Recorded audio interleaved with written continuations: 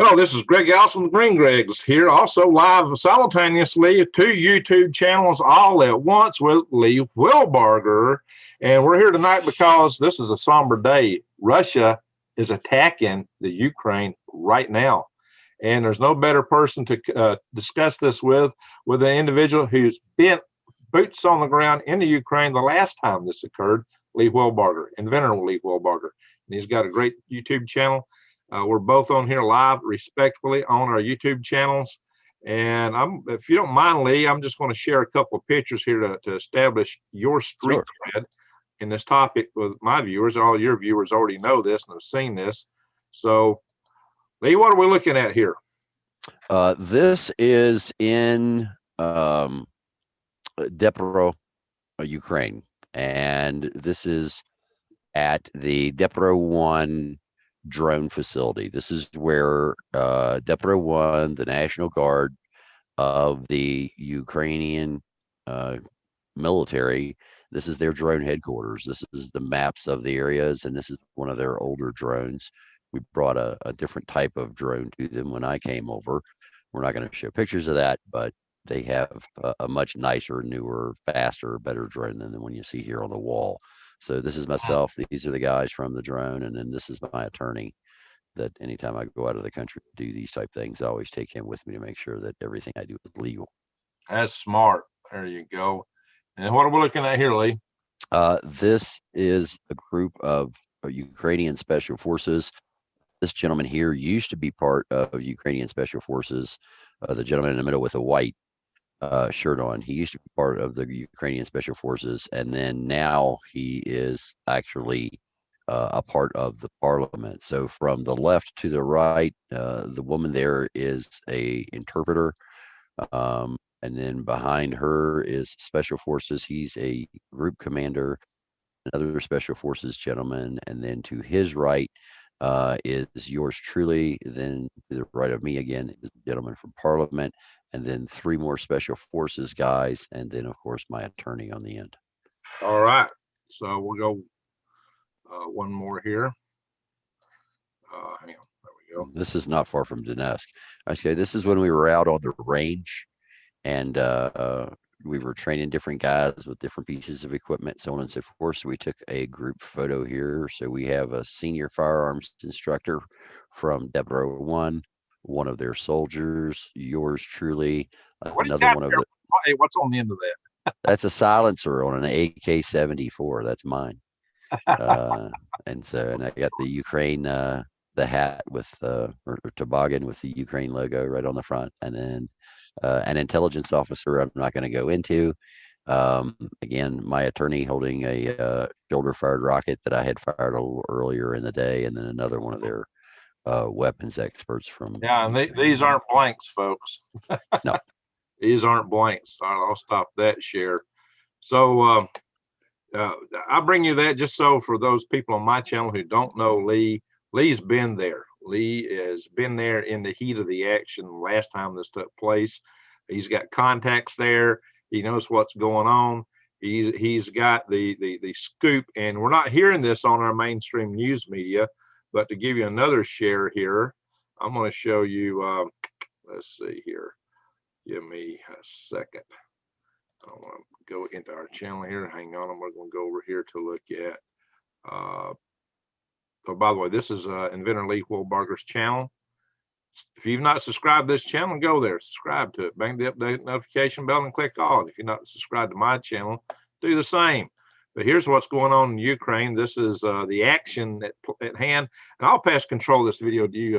Hopefully I can pull that off here in a little bit, so because you're a lot more adept at working your way around here. You know this region. For those that don't know, this is Crimea. This is Donetsk here. And you can actually see here, look and see, these aren't little, these little figures here, those are actually for bombs, for bombings that's taking place right now. And this says Joint Forces Operation, 21 ceasefire violations yesterday. It talks about Ukrainian soldiers that are now no longer with us as a result of that. And that, I don't know if that's the same occasion, it reads the same, but it's a different bubble. Then we got one down here, reads the same. And we got a lot of other actions going on. Russian Black Fleet launched combat readiness check. Okay. And we got a skull over here. So, yeah, KIA. More bombing symbols. Down here in Crimea, we've got Russian Air Force, Tupolev Tu-204. That's their big bomber en route to Crimea. A lot of stuff going on. This is a U.S. Navy P-8 Poseidon. So we're over here monitoring. But I think that's about all we're going to do, various police actions and so forth. So, Lee, tell us what's happening here. What is actually going on right now? Well, so far, if you want to go back to the other one, there you go. So far, around the perimeter of Ukraine and down in through Crimea, the Russians have already emplaced 28 battalions of men, and they have another 25 battalions of men, material, and equipment moving in. And it appears as though they're going to try to take everything east of the river. So when you start down here in the bottom. Right here. Is it this river right here, right? Yes, sir. It's saying they're going to try to take this entire region right here. Yep. It's exactly what it looks like they're doing. Over and try to take some of this over in here. I don't think so. I think they just want to take the egress from the west side of the river to the east side of the river, so as that they can control the hydroelectric dams, so on and so forth, that are in here. They attacked a power station right outside of Donetsk yesterday, blew up a transformer there. There was another explosion that wounded two Ukrainian soldiers, one of them pretty bad, the other one really bad. He's in critical condition. Now, when you move down to the southern tip of Crimea, you'll see that red dot there. That red dot represents an S-400. That is a surface-to-air missile system, which is pretty effective at pretty much taking out anything that flies within 400 kilometers of that dot. There was an Aegis class destroyer in the Black Sea, but as soon as all this started, the NATO vessel, it departed immediately. We've been flying an RQ-4 Global Hawk along this area down through here. It's coming in from the south and then coming up and flying south of Crimea and southeast of Crimea. And then we've had two of these P-8 Poseidons flying around down here. And there was a C-130 with some, how should we say, specialty equipment in it. I think it was the H series. U.S. Air Force that was flying in the area trying to monitor communications. What we've also found is there was in Crimea 3 separate convoys of military vehicles and a train load coming in. The bridge between Crimea and Russia has also been closed. It's now just one-way traffic of military vehicles. Correct. But it's now just one-way traffic from Russia to Crimea with military vehicles. So it looks like a lot is getting ready to transpire here. Originally, this was all done back in 2014 by Russian Spetsnaz troops. That's Russian special forces that were sent into Ukraine and Crimea as separatists. They're not separatists. They are Russian special forces that have come into this country and are killing Ukrainians willy-nilly. They are just firing artillery shells into villages for shits and giggles. They don't have any sights on some of those. Like, I have video of one of the Russian Spetsnaz soldiers firing a 105 millimeter artillery piece at a village with no sights on it at all. He was just trying to shoot at a chimney in the middle of the town, and the shells were overflying the town, missing the chimney because there was no sight on the 105. And then the shells were landing in a village and just blowing up houses and killing people left and right. And it's activity like that that made me want to go to Ukraine and stop this type of thing. So that's what I did. So What? How did you wind up in the Ukraine last time, and what did you do? What can you tell us that you did when you were there? How did you get? Why did you go there? How did you get there? And what did you do there? As much as you can tell us. So there was a request put out to the U.S. military to support them, and DoD under the Obama administration would not do so. In fact, the only thing that the Obama administration did for the Ukrainians was to send them some Humvees that didn't run and weren't armored, and send them a bunch of World War II blankets that had holes in them. And other than that, the U.S. did nada for Ukraine other than exploit money out of them or extort money out of them with Biden. So, you know, Sounds that, familiar. And now who's our yeah, president? right. So, so the Ukrainians, they were desperate. So they called anybody and everybody that they could to try to get somebody that knew what the hell was going on to go over to Ukraine. And some people got to me and said, Lee, are you willing to go? And I said, sure, I'll go help them, not a problem. So I started doing research and figuring out what was going on over there and so on and so forth to get the full story. And then I had said, yes, I want to go. And then a Ukrainian colonel who was in charge of Debunking had an interpreter call me, and I can't remember the young Spetsnaz guy's name that was killing the people in that village. But the Ukrainian colonel said, why do you want to come help Ukraine? And I said, I want to help the people of Ukraine to stop people like, and then I mentioned the name of that Spetsnaz soldier, from just killing them and raping and pillaging the country. I said, what he is doing is wrong, and everybody needs to do whatever they can to stop people like him. And so the Ukrainian colonel said, okay, you're coming to Ukraine. So they flew us out of Dulles over, and we landed in Paris. And I had my interpreter with me. I had my attorney with me. And then when we landed in Paris, we picked up 2 security officers from the Ukrainian government, and they flew with us Paris into Kiev. And then when we got to Kiev, we went in through VIP security, and then I had this huge, they shut down the airport, had this huge entourage, and we moved across the airport with like 100 police officers. It was absolutely insane. We had to go from the international terminal to the domestic terminal. And then we flew from there to Donbass and, or excuse me, Dnipro. And when we landed in Dnipro, they picked us up in an armored vehicle. And when I got into the armored vehicle, in the back, there was a pistol with a silencer, a AK-74 with a silencer, and a rocket launcher. And I noticed the guys in the front already had pistols and rifles. And I was like, so what's the guns and the rocket launcher for? And the guy says, for you. I'm like, oh, okay. And he goes, if we get attacked, you can defend yourself, right? You know how to use. And I'm like, oh yeah, I know how to use them. That's not a problem.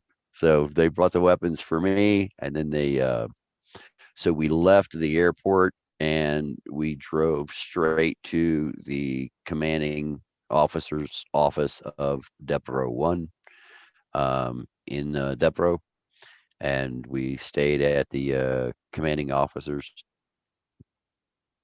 office for, I don't know, about 2 or 3 hours, getting to know what was going on, getting intel reports. Then we left there and we went over to the drone people, and we met with the drone folks over there, showed them what we had. And then the following day, we went down to the range and we spent the entire day at the range. I got familiar with all of their weapon systems. They got familiar with all of the toys that I created and brought for them. We trained up people down there. Then we came back, and then we started doing other things for the country. And then the last night I was there, all of the guys that I had been training were going to combat that day, the following day. And so we stayed up and drank Jack Daniels and Coke all night. and they drink a little differently than they do in the United States. So I said, you guys drink vodka? They go, no, Lee, we drink Jack and Coke. You like Jack and Coke? Yes. I was like, yeah, I drink Jack and Coke with you guys. That's not a problem. But they don't drink it like we do in the U.S. U.S. You put a little Coke, you put a shot of Jack or two in your glass, and you put some Coke in on top of it, and you drink it. In Ukraine, we had 20 gallons of Jack and two 2-liter bottles of Coke. Oh my So God. they fill your glass with Jack, and then they put a shot of Coke in it. Yeah, flavor it with Coke. So yeah, well, you can't taste the Coke. I'm here to tell you, it's you might as well just be sipping out of the bottle. Well, I got to tell you that they make Jack Daniels just up the road from me. Mm-hmm. Yep. I'm just 8 miles south of the Tennessee border. I mean, it's less than an hour's drive away from the Jack Daniels distillery. And if you're ever in the area, you need to go. It's actually in a dry county. You can't drink in the county where they make it. Right. But the old guys there they got a dry sense of humor, and they give one of the best tours in the world. You'd have a great time going there. So it's a great place to go to tour on. But all that aside, yeah, I have been to Russia too. I practiced taking shots of vodka before I went there. I met with Russian space agency officials, and went to the company Inky that landed on Venus, and I also went to Roscosmos. So I've had some meetings in Moscow with Russians, and I rather enjoyed Moscow, I must admit. But I don't. What's going on here is atrocious, and it needs to come to a stop. I wish that we had made some kind of drug deal with the Russians to distract them from this and get them unified with us to hold China at bay. But we don't seem to have the smarts to do that. We're pushing against everybody, but we don't have anything to push with when we got a wimpy man in front of all this stuff, in my humble opinion. Well, on my channel, normally we're all about, getting the news and abbreviations and acronyms and so on and so forth. So instead of saying President of the United States, a lot of people say POTUS, POTUS. And so on our channel, we've abbreviated that anymore. So instead of POTUS, it's just POS. And then as far as his vice president, she is the Harris official. So we refer to her as the HO. So we've got the POS and the HO, and that's the abbreviation we use on our platform. And everybody knows exactly who we're talking about. And the great part about it is both acronyms are quite fitting. So anyway, so lots of things going on in Ukraine. I mean, we have what is happening there right now. You said you think they're going to go in and take everything east of this river right here. Yep, east of that river. I believe they're going to take it all. East and of the their river. primary objective is agriculture. Absolutely. They are aware of the grand solar minimum. They are aware of what's going on. They are aware of during the last grand solar minimum that people were still able to grow in the eastern region of Ukraine. Because a lot of people don't. Where Russia is at, they're able to grow some stuff there now. I mean, we got farms, but holy smoke, it's like growing up in the Canadian Shield, in Saskatchewan and Alberta. You get a whole lot of highly variable weather with a jet stream playing around sinuously as it does. You get late season frost and early season frost, and your growing season's already short. That just knocks you out. I mean, they can get put out of business entirely. The Russians are looking for something to turn to. And Ukraine is a bread basket of Europe. So what makes you think they don't want at some point go for the whole thing? Because there's not so much growing area in the western part as there is the eastern part. This is deep, dark, rich, black, fertile. There is growing over here, but it's not anything like it is in the eastern part of the country. So this is the prime real estate. Oh, absolutely. This is the big bonanza right here. Wow. Yep. Well, okay, I want to show something else. I basically earlier had alluded to this being, a lot of ethnic Russians in here, and there are, but there's only a couple of these oblasts where there may be a majority, with the exception of Crimea. And this is Donetsk. I don't know the name of this oblast here. So for those that don't know, Ukraine is divided up into like the United States, we have states, or in some states you have counties. And the nation of Ukraine, these are called oblasts. each of these smaller governance units. And so there's different oblasts throughout the country. And this is using the European convention. For those of you who don't know, that Europeans don't use a decimal point, they use a comma. And so do a lot of other countries in the world. They use a comma instead of a decimal point. So literally this was mean like 74.9. And actually I saw just a couple of days earlier, this number looked lower. So I thought that was kind of interesting. So the Yeah, they'll manipulate this. Yeah, and, the only two oblasts that are showing right now as being predominantly ethnic Russian are that outside of Crimea are these two. And this is Donetsk, where the primary area of contest right now. But what Lee is saying is they want to take all of this, and this includes areas of far less ethnic concentrations of Russians, like 9.5, 10.3. So these are areas which are primarily ethnic Ukrainian. And so these people stand to be invaded, which is definitely not cool by any stretch of the imagination. So you've been there. You're telling me that these guys are shelling individual homes of civilians, of families. That's awful. Yes, and they've done that for 5 years, 6 years. I mean, it's absolutely insane. Yeah, and so they got to Donetsk and got their fannies butt beat at when they got to the airport because of new technology that was incorporated onto the battlefield and changed the techniques. See, they first thought that they were going to come in with T-94s, and once they came out with the MT-14 or T-14 tank, and then they were going to come over with their Mi-24 Hind helicopters, as well as with their Plaviast or whatever the hell their anti-aircraft defense system is. The problem is their anti-aircraft defense system got its butt kicked. Some of their T-94s got their butt kicked, and Putin started losing equipment a lot faster. And then they started flying over with the M24 Hinds. And so I taught the guys over there how to sucker them in and shoot them down. And shortly thereafter, an M24 is a burning hulk sitting on the ground in flames and pieces of debris. And Putin caught on, well, I can't send those over there anymore either. So he had to basically shut down what he was doing and then just try to do everything by guerrilla warfare. And that's what he's been doing. The problem is we're moving into the GSM. He's got till 2028 to have all that secured, nailed down, and ready to go. Okay. And hopefully before then. And, most of them have a plan to be in place by 2024. And so he wants all of that territory because it's rich, fertile farmland. And that is what it's where people make the most money in Ukraine. Absolutely. The richest areas right here. Yep. So he wants all of that all the way up through here. So basically from here all the way down the river, all the way through Dnipro, and then all the way back down here into Crimea. And the reason that the amount of people in southern Crimea are 90.6% Russian speaking, there's a couple of reasons for that. First off, the Russians have a seaport there.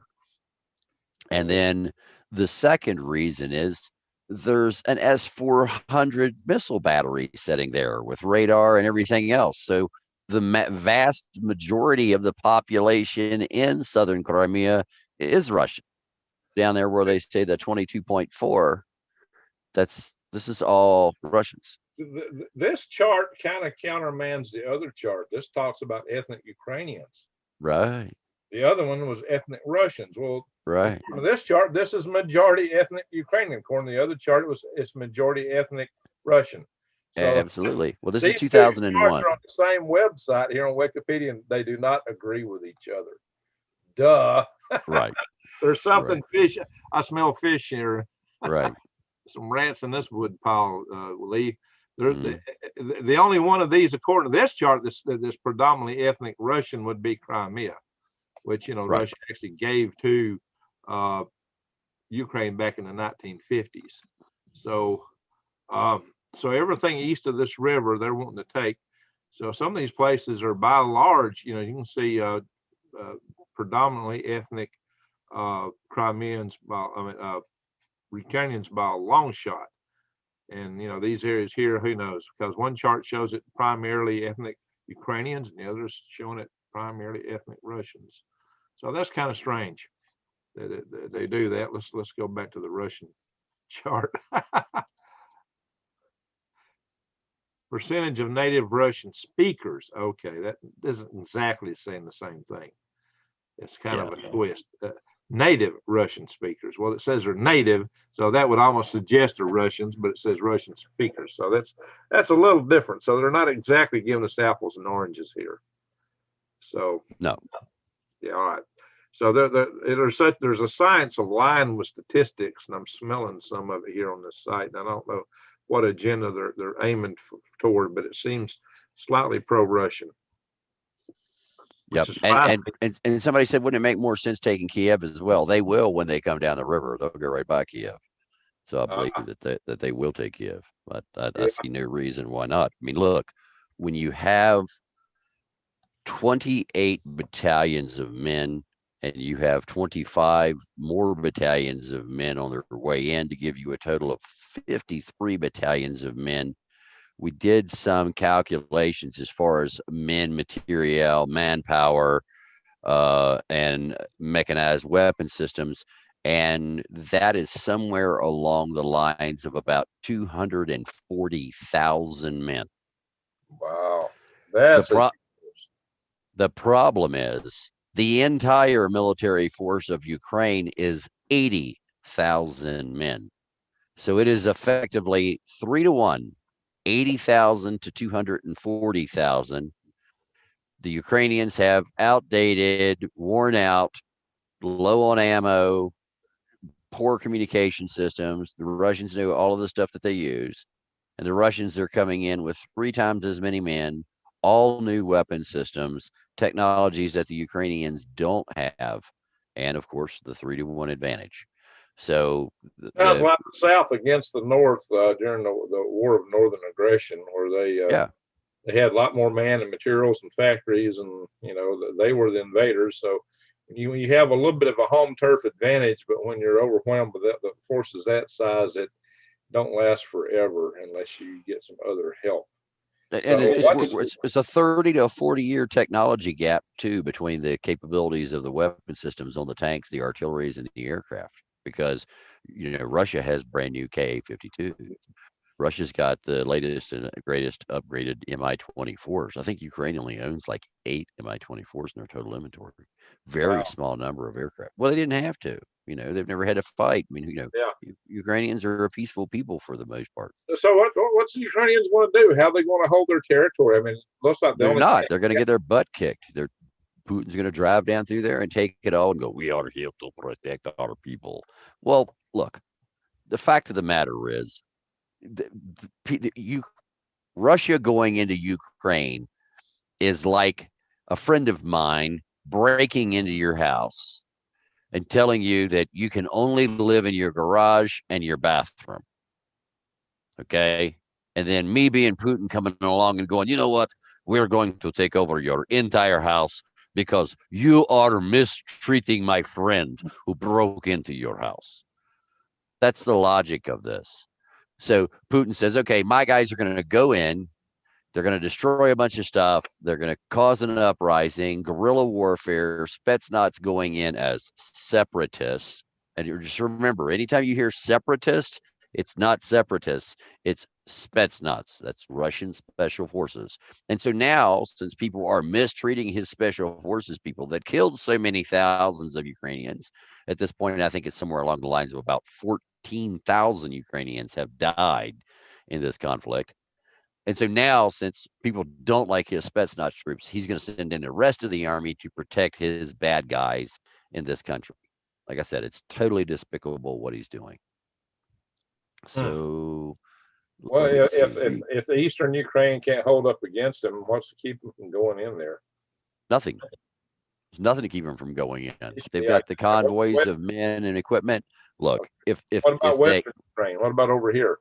What's to keep them from going in here? Just maybe nothing, don't working. nothing. Nothing There's keeps them from it.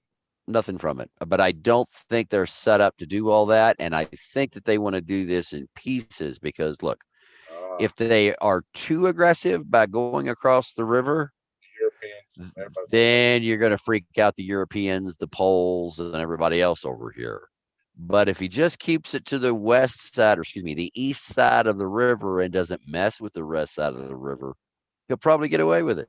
Nobody do anything. They'll badmouth him in the UN, and Putin will go, I don't care.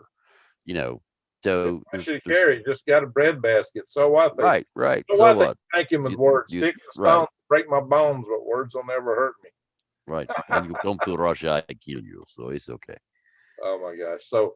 So what about the Estonians? The Baltic states, Lithuania, Estonia, and Latvia? I'm not sure what they are doing. I think they are like lining up there, but I don't think that they're going to support the aggression.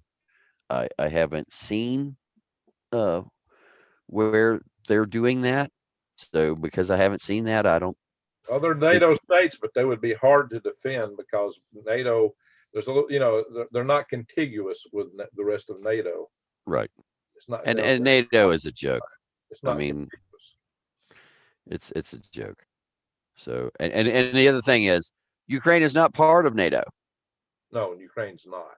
And so, since Ukraine is not part of NATO, Ukraine. Let me ask you. I just saw a headline talking about Ukrainian forces were going to participate with NATO forces in the Mideast. What the heck are they doing? They're being invaded. Why in the world would they want to do that? Right, that's a joke. I have no idea why they are sending Ukrainian forces to the Middle East. No idea.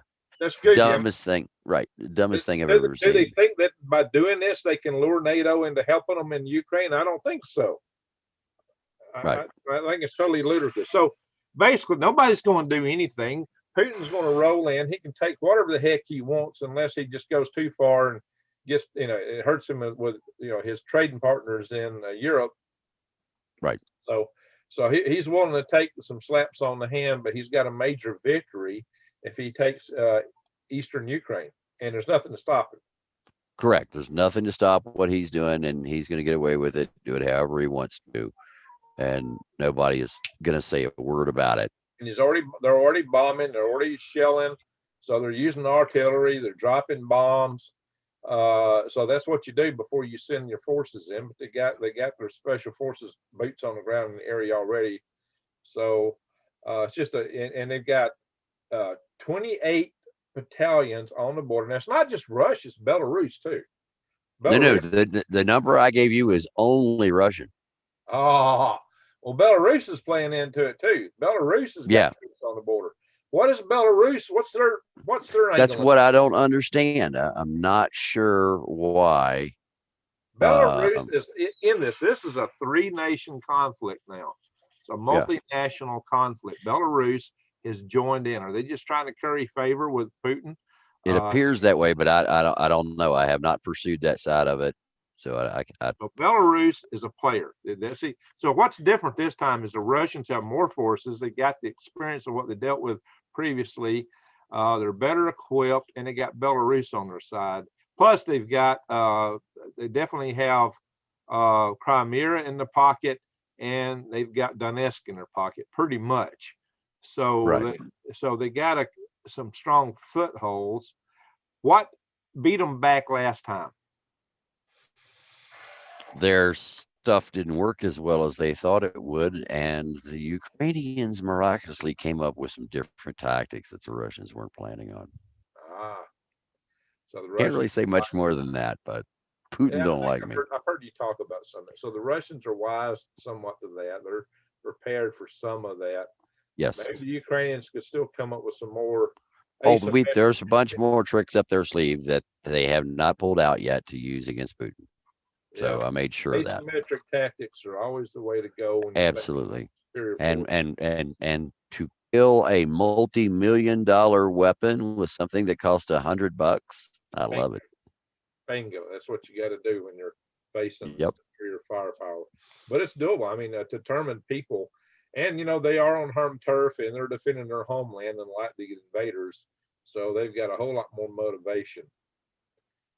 A whole lot more motivation, and that's how the South held out for 4 years against the North. Was home turf and motivation. So that's they got that going for them. But and again, if the Russians are only wanting to take so much initially, it might make it easier on them to achieve that objective. Then later they may go for something else. But I'm sure they'd want to wait till things settle down and piecemeal. What I worry about also is while all this is going on and America's so distracted with doing nothing but watching and chewing their fingernails over this, biting their fingernails real hard and gnashing teeth, the biblical description of what people do when they're, in fretting. I always thought that was interesting terminology, gnashing of teeth. But I'm expecting that other bad boys in the world might decide this is the opportunity, and especially say, well, Russia can do this. If they can do it, how come I can't? And America's kind of distracted over here. Maybe it gives me a little more leeway to pull something off. They have. So China is being aggressive towards Taiwan. China is beefing up. Right. China is already being more aggressive towards Taiwan. They're beefing up their military presence in the South China Sea. They've already started interfering with the Australians down there and making gestures there. In fact, there are some people in Australia who already believe that there are Chinese on the ground there. And those are people in Australia. I'm not going to mention names, but they know who they are. And so the intimidation of the Philippines right now, trying to take territory that's within the exclusive economic zone of the Philippines. Yep. They got those over 200 ships right there right now to set that up. They're messing with the Japanese on the Senkaku Islands. They're that whole area could rip all to pieces. Then you got North Korea just itching to do something too. So.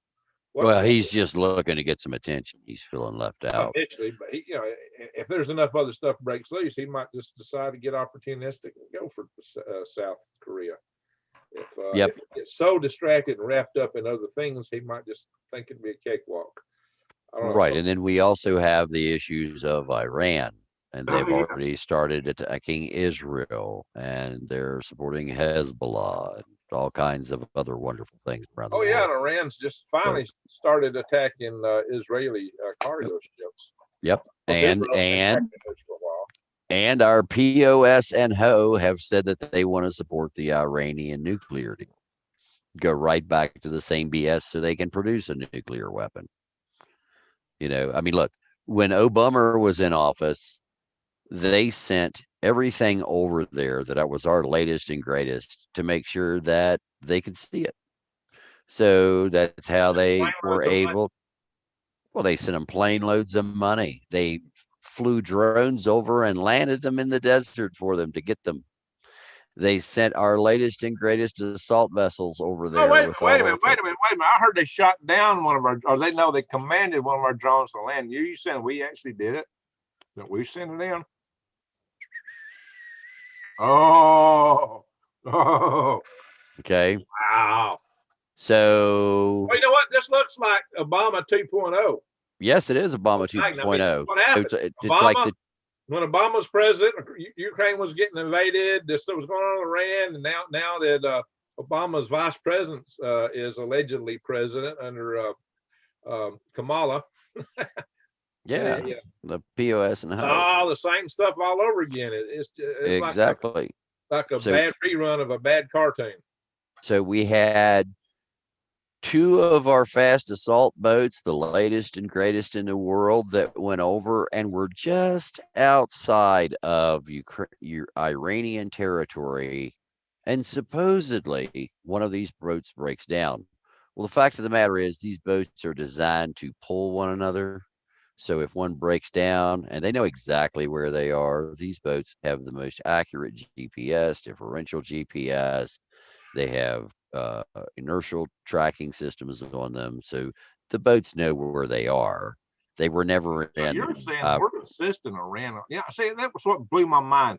Obama supported all these color revolutions throughout the Sunni world of the Mideast, but when it came to Iran, when the color revolution started there, he ignored them. Mm-hmm. He started the Arab Spring. Right, but there were people in Iran who, I mean, a long time wanted to get out from under the Ayatollahs. I mean, so look at it. So look at everything that happened. So Iranians would most Iranians would like to live like Americans. I mean, they don't like the Ayatollahs. Well, if you had looked at Iran back in the 60s and 70s before all of this, happened with the taking of the hostages, it was a Western country. You could see bikinis and short shorts and everything else over in Iran before they, the Iranian Revolution there. Well, of course, we kind of set all that up. They had a democratically elected president, and we went in with our CIA and we knocked him out and put in the Shah, and the Shah was a tyrant. And people got tired of that, but instead of getting back to a democratically elected government, they wound up with a autocracy, which has been very repressive to them. So they went from one fire to another, from one hot skillet to another. It didn't really help the people at all. Right. So people in Iran, like I got Iranian friends. My main study buddy in college was Iranian. I've had Iranian professors, and there's a guy, the closest restaurant to me here, regular restaurant's run by an Iranian. It's Persian. They're all Persians. People don't know and he's got a Mideast Greek restaurant. They eat the same kind of food. Real nice guy, really nice guy. So there's a lot of really smart, good people and good-hearted people from every country, ethnic group, and religion, and city and hamlet, anywhere in the world. It's the people that run things that mess stuff up. And a lot of times the people underneath, people here don't understand. We have a lot more freedom right now so far that we can speak out and push against political systems we don't like. But some of these places, their options for that are extremely limited. You go out and you start doing that, you find yourself locked up in shackles, if you're lucky. Or maybe your organs get distributed amongst a bunch of party members. You know what I mean? Right. So, it's not so easy in these other. A lot of people just take it for granted, taking our freedoms for granted, and they're not realizing that where we could really go. I mean, I put stuff out here on my channel, and I put stuff out on Facebook, and I get attacked. I get attacked by people. Oh, well, America's terrible. Why don't you talk about how terrible America is? Yeah, we've had our bad days. America is no saint. I just got through saying what they did to Iran. We've done stuff in Chile. We've done stuff in other countries. We've not been a saint, and I admit that. But holy smoke, when you look at what China's doing today, some of these other countries, I mean, there's no comparison to what they're doing to the Uyghurs. We did stuff to the American Indians way back, but hopefully we're learning and we're getting better. And the pendulums swing around. Sometimes they swing way over hard one way or the other. But overall, I think Americans have a love of freedom. And I think that's an important value that we've got to go back to. And it's a value that a lot of people don't have the option, the luxury to try to exercise at all. And we're freely giving a lot of that up here. And if we're not careful, we're going to find ourselves under the controls of these other systems. So for that reason, I started the Freedom Restoration Foundation. People can go to freedomrestorationfoundation.org and see our website. We got various alerts up there right now. And we've got a site on Facebook, Freedom Restoration Foundation, a site on MeWe. People can go in and join those. Those platforms can be taken down any minute because they don't like freedom, probably. Well, that's what we've done to prevent that and to allow us to have freedom of speech. So we have our own server in New York. We've got another server, in another country on the other side of the world. We have our own KLWWorldNews.com platform that people can log into. They can get the level of subscription they want. If they just want the basic news like everybody gets, they can join for $3 a month. If they want to talk to me and other VIPs like you and things of that nature in a round table, get inside information that we can't make public, well, then they can pay one of the higher tiers. And then we have our own news network with a collection of news reporters, independent journalists all over the country who are part of our KLW World News Net. And they can communicate with us on Zello. We have radios for them that can communicate through our network as well as communicate with each other out in the area. So there's a lot of different things that these guys can go and look at. and communicate with, send data back to us. We can send data out to them. They can show us our GPS, their GPS, anything and everything that's going on in the world. We have different channels for all of the different regions. So it's a really advanced network that we've been putting up and putting together. So if you haven't seen it, come over to KLW World News. You can take a look at it there. All right, we'll check that out in a minute. So here's this Freedom Restoration Foundation, and we got alerts, things to do. We go into specifics. We talk about various bills that are up before. We talk about quite a few things here. We'll see what we're talking about here. Kind of registry. Yeah, we also have a Second Amendment channel on our network, Sanctuary and we will be having a discussion about the Second Amendment this month. Also, that's our roundtable discussion for this month is Second Amendment in other countries and what they're doing here. And we're spanking rhinos in here. Yep. So we're spanking them. And, we don't have, right now, the way the Congress is situated, we realize that we may not be able to get all our objectives in the federal government. So we're pinning our hopes on things like sanctuary states, sanctuary counties. And we have an action center. We got more information, I think, for political action than any website out there. Because we go in here, tell you how, of course, we got the alerts, and we need to be updating those. Make your voices count, the basics. National bill tracking, you can go in and track any bill. You can go into state legislatures, state bill tracking, state legislator websites. You can find out who your congressional representatives are if you don't know. So we got, you can call your Capitol switchboard, 1 for Senate, 2 for the House. So if you want to make phone calls, find out who your senator is. We got discussions about what to do for sending an email, for calling, for writing, for what to write, what to say on telephone, and a recap of all these links. Back to our basic issues here. Now, don't that just look so threatening, these cute little couple of cowgirls out there? So that last one looks more threatening, but we go beyond that. We go beyond that. So we got a resources page here. If it'll bring up. And we go into all the legislation that's out there right now in the federal level on each of these topics. And we got a PDF file. I don't know if anybody else has got this out there, Lee. You can go in here and you can scan these and find out what congressmen are behind this stuff, and who supported, who sponsored, who supported. We tell you anywhere to support or oppose it, strongly oppose it even. So we got the House. Now this is a PDF file from an Excel file. So we can tell you it's in the House or the Senate, what the bill number is, the bill name, a summary all about it, how it was introduced, the status of it, sponsors. So there's 3 pages here of this data. So we're trying to be the most comprehensive source that anybody's going to find for doing what you got to do to preserve your freedoms. So I'm going to go back here. And we're going to be doing this stuff also at the state level.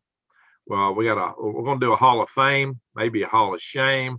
And, to contact us, you just need to write. Door the doctor. There you go. Right. Info. Gotta get a drink here. Sorry. Oh, okay. Info at freedomrestorationfoundation.org. And if you put freedom in the subject line, so we know you're interested in joining, because the other social media sites are not permanent. This is a website. But we got 2 active chapters right now, one in Arizona and one in Alabama. We'll probably come up with a single tab for chapters. This is kind of like our sanctuary state stuff. We got a lot of stuff. If you're in Arizona, there's a whole lot of stuff you can do there in that state. We've got an active chapter there, and some of you might know Gail Angeles. She's our point of contact, our lead person in Arizona on that. By the way, I've actually have 40 acres in Arizona myself, so I'm kind of bi-state between Alabama and Arizona. So just to show you that now. What website is this? Tell me what your website is. I'm going to go to it right now. KLWWorldNews.com. KLW World News. News.com. So guys, here's the thing. We can actually do things. We can make a difference. We don't just have to sit idly by and twiddle our thumbs and you know, it's important to pray, but we believe in action. We believe in making things happen. Lee and I are both cut out of that kind of cloth. We don't just sit idly by. You know, I get on here. This platform we're on Zoom right now is, you know, really is Chinese owned, and everything we say on here goes to China. And I'm on here telling everybody that China, Xi Jinping is, you know, no good. I've gone beyond that. I've compared him to the individual that's often referred to by Nostradamus as Hitler. I've actually named it directly, and I had a whole video titled that. And I've talked about what's going on with the Uyghurs to great detail. So I'm sure he's got my name at the top of some, you know, list to be a future organ donor. Good luck with that, Mr. Xi Jinping. Bring it on, buddy. So we have different layers here of membership. So you can be a basic Patreon, which is $3 a month, and get just the regular basic news. You can go above that and become a silver member. Then if you become as a silver member, that allows you to see the roundtable discussions that we have with VIPs like yourself and others. If you become a VIP, which is one step above a silver, you get all of the features and capabilities of a silver, but we also put you on the KLW World News Net. And that is a system that allows you to communicate through your phone and monitor all of our channels, talk to other independent journalists in real time. We make announcements, and yeah, here's all of the functions and the features. A lot of VIPs, a whole lot of VIPs, because they want to be able to communicate in real time. They want to be able to hear the real news. And so of this upper tier, most are VIPs. We have golds and platinums as well, but we have a lot of VIPs that want the real news in real time. Well, I'll tell you this, the Lee is definitely right on top of things. He's got a zillion websites he tunes into for stuff going on live in the country. And here's his YouTube channel. He's also got a Patreon channel. It's got a lot more detail in it. And he's got a lot of really excellent live newscasts, even on YouTube. There's more on Patreon, so you can. And we have this website. Well, just kill it. There it is. We have about 500 videos that we're going to put up that were banned by YouTube or removed by YouTube, and so they're all going up on this platform. Oh yeah, I like seeing Paul spank Fauci there. That was really right, Dr. Falsey. Falsey. Dr. Falsey. Was spanked by Falsey. Dr. Rand Paul. Yeah. Rand Paul is a PhD. He is a doctor, a medical doctor. Right. So and so he was taking really good exception to Fauci and spanking him good. Yep. So, and I'm not seeing, we have somewhere in here, we actually have our colt cam. We actually saved a horse that was getting ready to go to she was going to be dog food, and she was with foal, and so we went up and basically saved her. We picked her up and brought her back down here. I thought that would be on here. It's what we call our colt cam. All right. So there's a whole lot of shaking going on here, folks. This is a major site. It's got a lot of resources. Yeah, if you scroll down, you might be able to actually see our colt cam. You can actually see our horse in real time. There it is, colt cam right there. See there, Gracie cam. So if you click on that right there, it'll take you to our live feed for our horse. You scroll down. This meeting needs to use your microphone and camera. Yeah. Just allow it there. So, what's that? So just talk to your horse. Yeah, you can talk to the horse. Horses are horses, of course. Right there. So if you click on that one right there, in the lower left corner, there you go. That'll give you to your full screen. And this is Gracie Cam. This is inside her stall. This is the entryway. She's outside playing with the other horses right now, probably. But she comes in here regularly, eats out of her grain bucket. There's a picture of her. You can see you get a lot of people in here at one time. Anybody can go here and check on her anytime. We go take care of her every day. And so she's going to have this foal. If it's in this stall, it's going to be live. Thing is, Nobody knows when she's going to have it because we know nothing about her history. All we know is that she's close. We've had a vet out to look at her, and we did a sonogram on her, and we actually saw the foal's face. You got a UFO flying around in there. Yeah, we got a couple of bugs. So, Oz flying around the camera. Yep. So, yeah, somebody will swear it's a UFO before the night's out up here. Words. Yeah, reptilian spacecraft. So, we believe she will have the foal in the stall, and we believe that she will probably have it within the next couple of weeks. She's getting pretty big, and milk's starting to come in a little bit. We believe this is her second foal. I guessed either 4 or 5 years old. I was wrong, 4.5. So, she's there, and like I said, we believe that she's going to be dropping this foal here within the next 3 or 4 weeks. It can't be that much longer. Lee's got a big heart. Yeah, well, we rescued a dog too, so we're now the animal rescue of Southern California. See, a lot of people don't understand. They see our stuff where we're doing things, we're talking about stuff going on in the world, and it might be military stuff, and they think that we're, mongers of fighting, but that's not the case. We're just trying to preserve ourselves and preserve our freedoms and look after the best interest of mankind, our fellow people. And when you got bullies in the world, sometimes you got to stand up to the bullies. And unfortunately, we do have bullies. Putin's proven he's a bully. Xi Jinping's a bully. There's other bullies out there. There's bullies and there's bully wannabes, and then there's nobodies. Mm-hmm. We got all kinds in the world here today, and I do believe in peace through strength, because would any of this happen if Trump was president now? What do you think? Do you think the Russians would do this with Trump in the White House? Absolutely not. Well, they did it before he got in the White House, and as soon as he left, they started again. So, it's hard to argue against you on that, Accord. I'm sure some people will definitely be in the comments below. Oh, what you talking about? I always get people, oh, you're a shield, you're a liar. That kind of aggravates me, because, I'll tell people the way it is.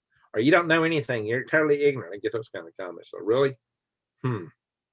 I've been around quite a bit. I've been in the military. I've worked for Department of Defense. I've worked for NASA. I've done all kind of work in these areas. I've been in different countries. I've got friends from all over the world, friends and family from all over the world.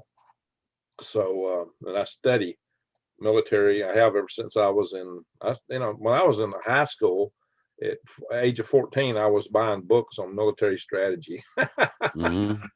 So I don't know. I've just these topics in history. These topics have always interested me immensely. So I've got a lot of experience in the military, and you do too. We both work defense stuff, and a lot of people don't on my channel may not know you. You've done a lot of defense work. You've been an inventor in quite a few things. So say a few things about some of that, just for the benefit of my viewers here. God. Well, I started out in the late 80s. I invented the helmet cam for the U.S. Army Telemedical Command. I invented telemedicine. I invented telemaintenance.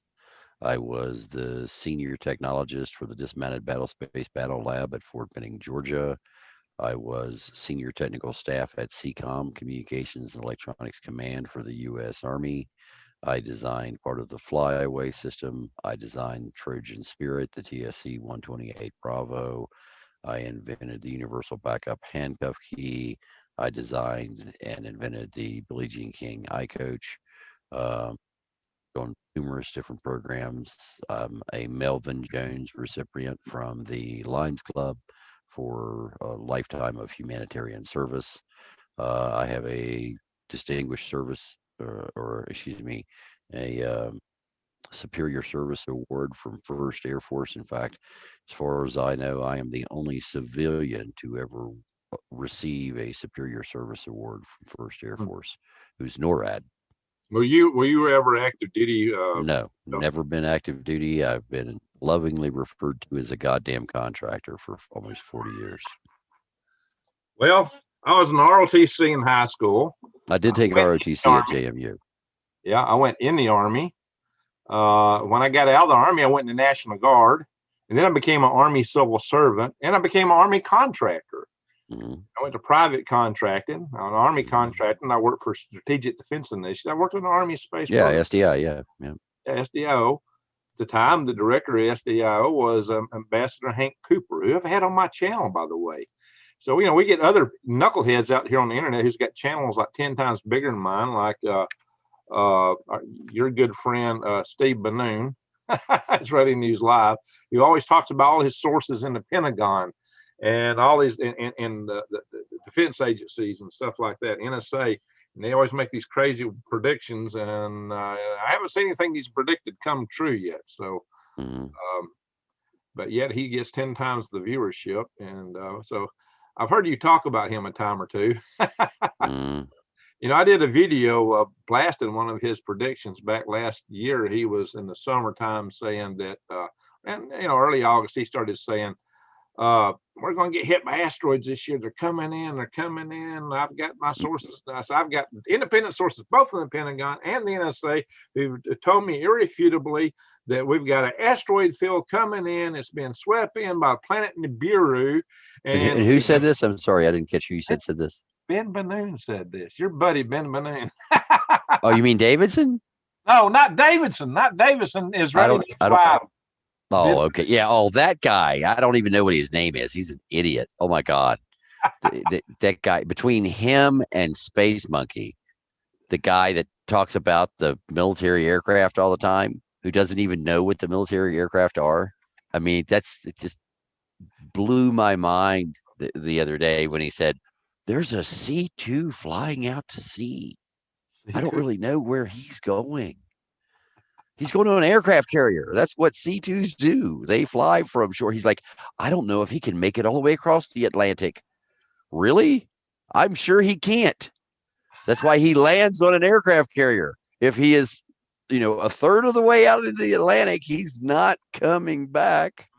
He's going to land on an aircraft carrier out there. That's his job. That's what C-2s do.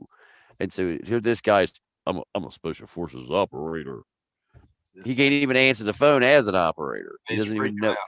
Right. Yeah. And then he made the other crazy statement of that Trump flew out of Mar-a-Lago. He left Mar-a-Lago and got onto a C-17, right? Got onto a C-17. Are you kidding me? Trump has some of the most luxurious planes in the world. And you think that he's going to get into a freaking U-Haul and ride out of there? No, what are you smoking when you're off the air? I flew on a C-141 from Fairbanks to from Elmendorf to Travis Air Force bases. And that's kind of a cargo jet. It used to be one of the jets. Now the C-17 supplanted it, but right. But yeah, that was interesting. So, yeah, I can't see a president flying on one of those. It was nothing but a cargo plane. Yeah, I mean, you want to relieve yourself. It's a hole in the wall. Okay, Trump's not doing that. Okay, no, you're exactly right. I mean, right. Back, there's nothing but cargo straps. You might have some seats you can strap in. I mean, they're nothing. Well, they fold down out of the wall. Yeah, there's web seats that fall off the wall. You can strap yourself into. That's all there is. And hey, I enjoyed it though. It was a good flight. I was on it by myself, and there wasn't but one little package on the plane, and I stood up in the front and watched the pilots half the time, in the cabin. But they didn't care. So it was just them and the pilot, co-pilot, and me from Elmendorf to where did I fly out? Wasn't Elmendorf. Elmendorf is in Fairbanks. I actually flew out of the Air Force Base and there in near Anchorage, and I'm kind of drawing blank. Oh God, I know Army exactly which one you. Richardson. What's the Air Force Base there? It's I can't think of it off the top of my head. Dadgummit. Sorry, guys, I'm gonna crunch. It'll come to me later. I've been on an Army base too, but I was actually stationed at Fort Greeley at the time. But yeah, I've done a lot of Army stuff. I've done NASA stuff.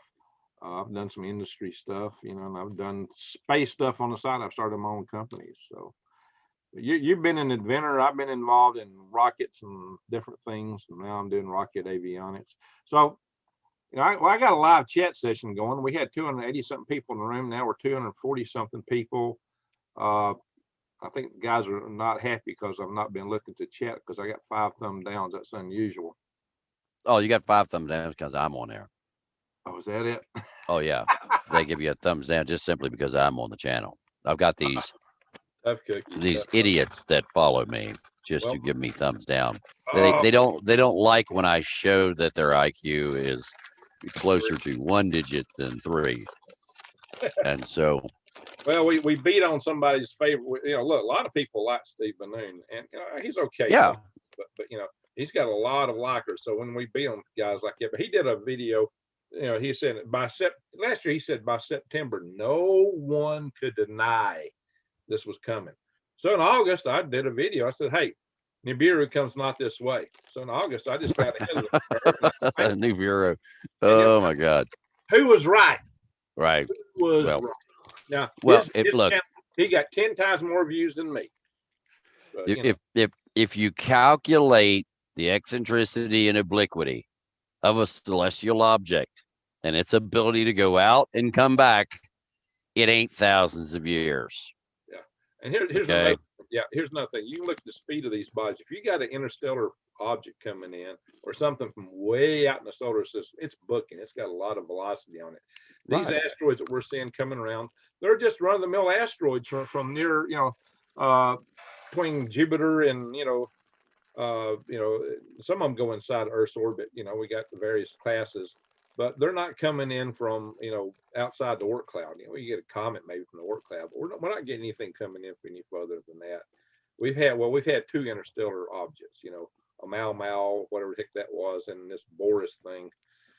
Which that one appeared to be a comet. Mau looks like it was a planetary fragment, although there's a Harvard guy who swears it was an alien spaceship.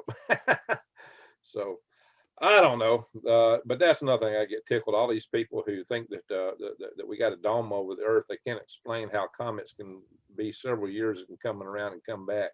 If they got this dome sitting over the Earth, how does that work? Oh yeah.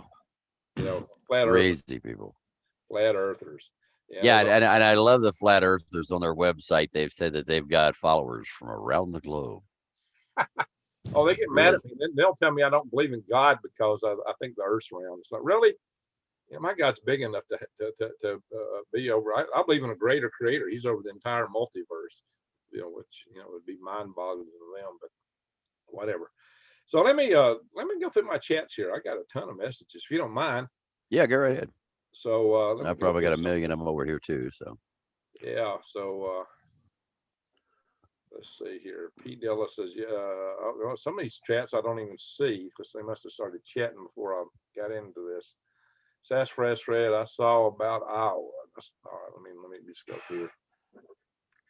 So just so everyone knows, Russia is the only first world country building more churches than it is closing. Okay, well, there's that. They do. Well, I don't know one thing. I was in Russia in 2010, and they rebuilt all those churches that got destroyed during the Soviet era, and they were beautiful. They built them fast, and they were beautiful churches. You got to give them credit for that. Sassafras, let's see. Well, he's going to block somebody. All right, so I got one here. It says asking about an RQ. Where did it go? No, it's not the same guy that got me the vehicle. Just so you know, that was one of my questions. The other one was for a drone, RQ-180 spy drones up. The only thing that I'm aware of that the U.S. military is using over Ukraine right now is a RQ-4 Global Hawk. That's the only thing that I am aware of. Now, that we do have a couple P-8 Poseidons up that have been flying in and around the area. Also, there was a C-130 that was flying southwest of Crimea earlier. Additionally, we had talked about the Obama administration earlier, and we had said that for some reason, one of our drones landed in Iran. And for some reason, Iran was able to copy or to capture 2 of our high-speed vessels with encrypted radios, imagers, gyro-stabilized weapon systems, all the latest and greatest in intel gathering. And then for some strange reason, also a P-3 Orion claimed that it had an impact with a Chinese aircraft. And instead of trying to come back home, no, they take one of our best surveillance reconnaissance aircraft ever built by the U.S. Navy, being the P-3 Orion. And what do? They land the thing in China. Okay. Now, you cannot tell me that when we land a P-3 Orion in China, a drone lands in Iran, and our Secretary of Defense, Mr. Ash Carter, actually picks up the phone, calls the Iranians, and tells them we've got 2 vessels sitting right at their border in the water. Go pick them up. So, Are you telling me? Yeah, something's up, because yeah, stuff like that doesn't happen.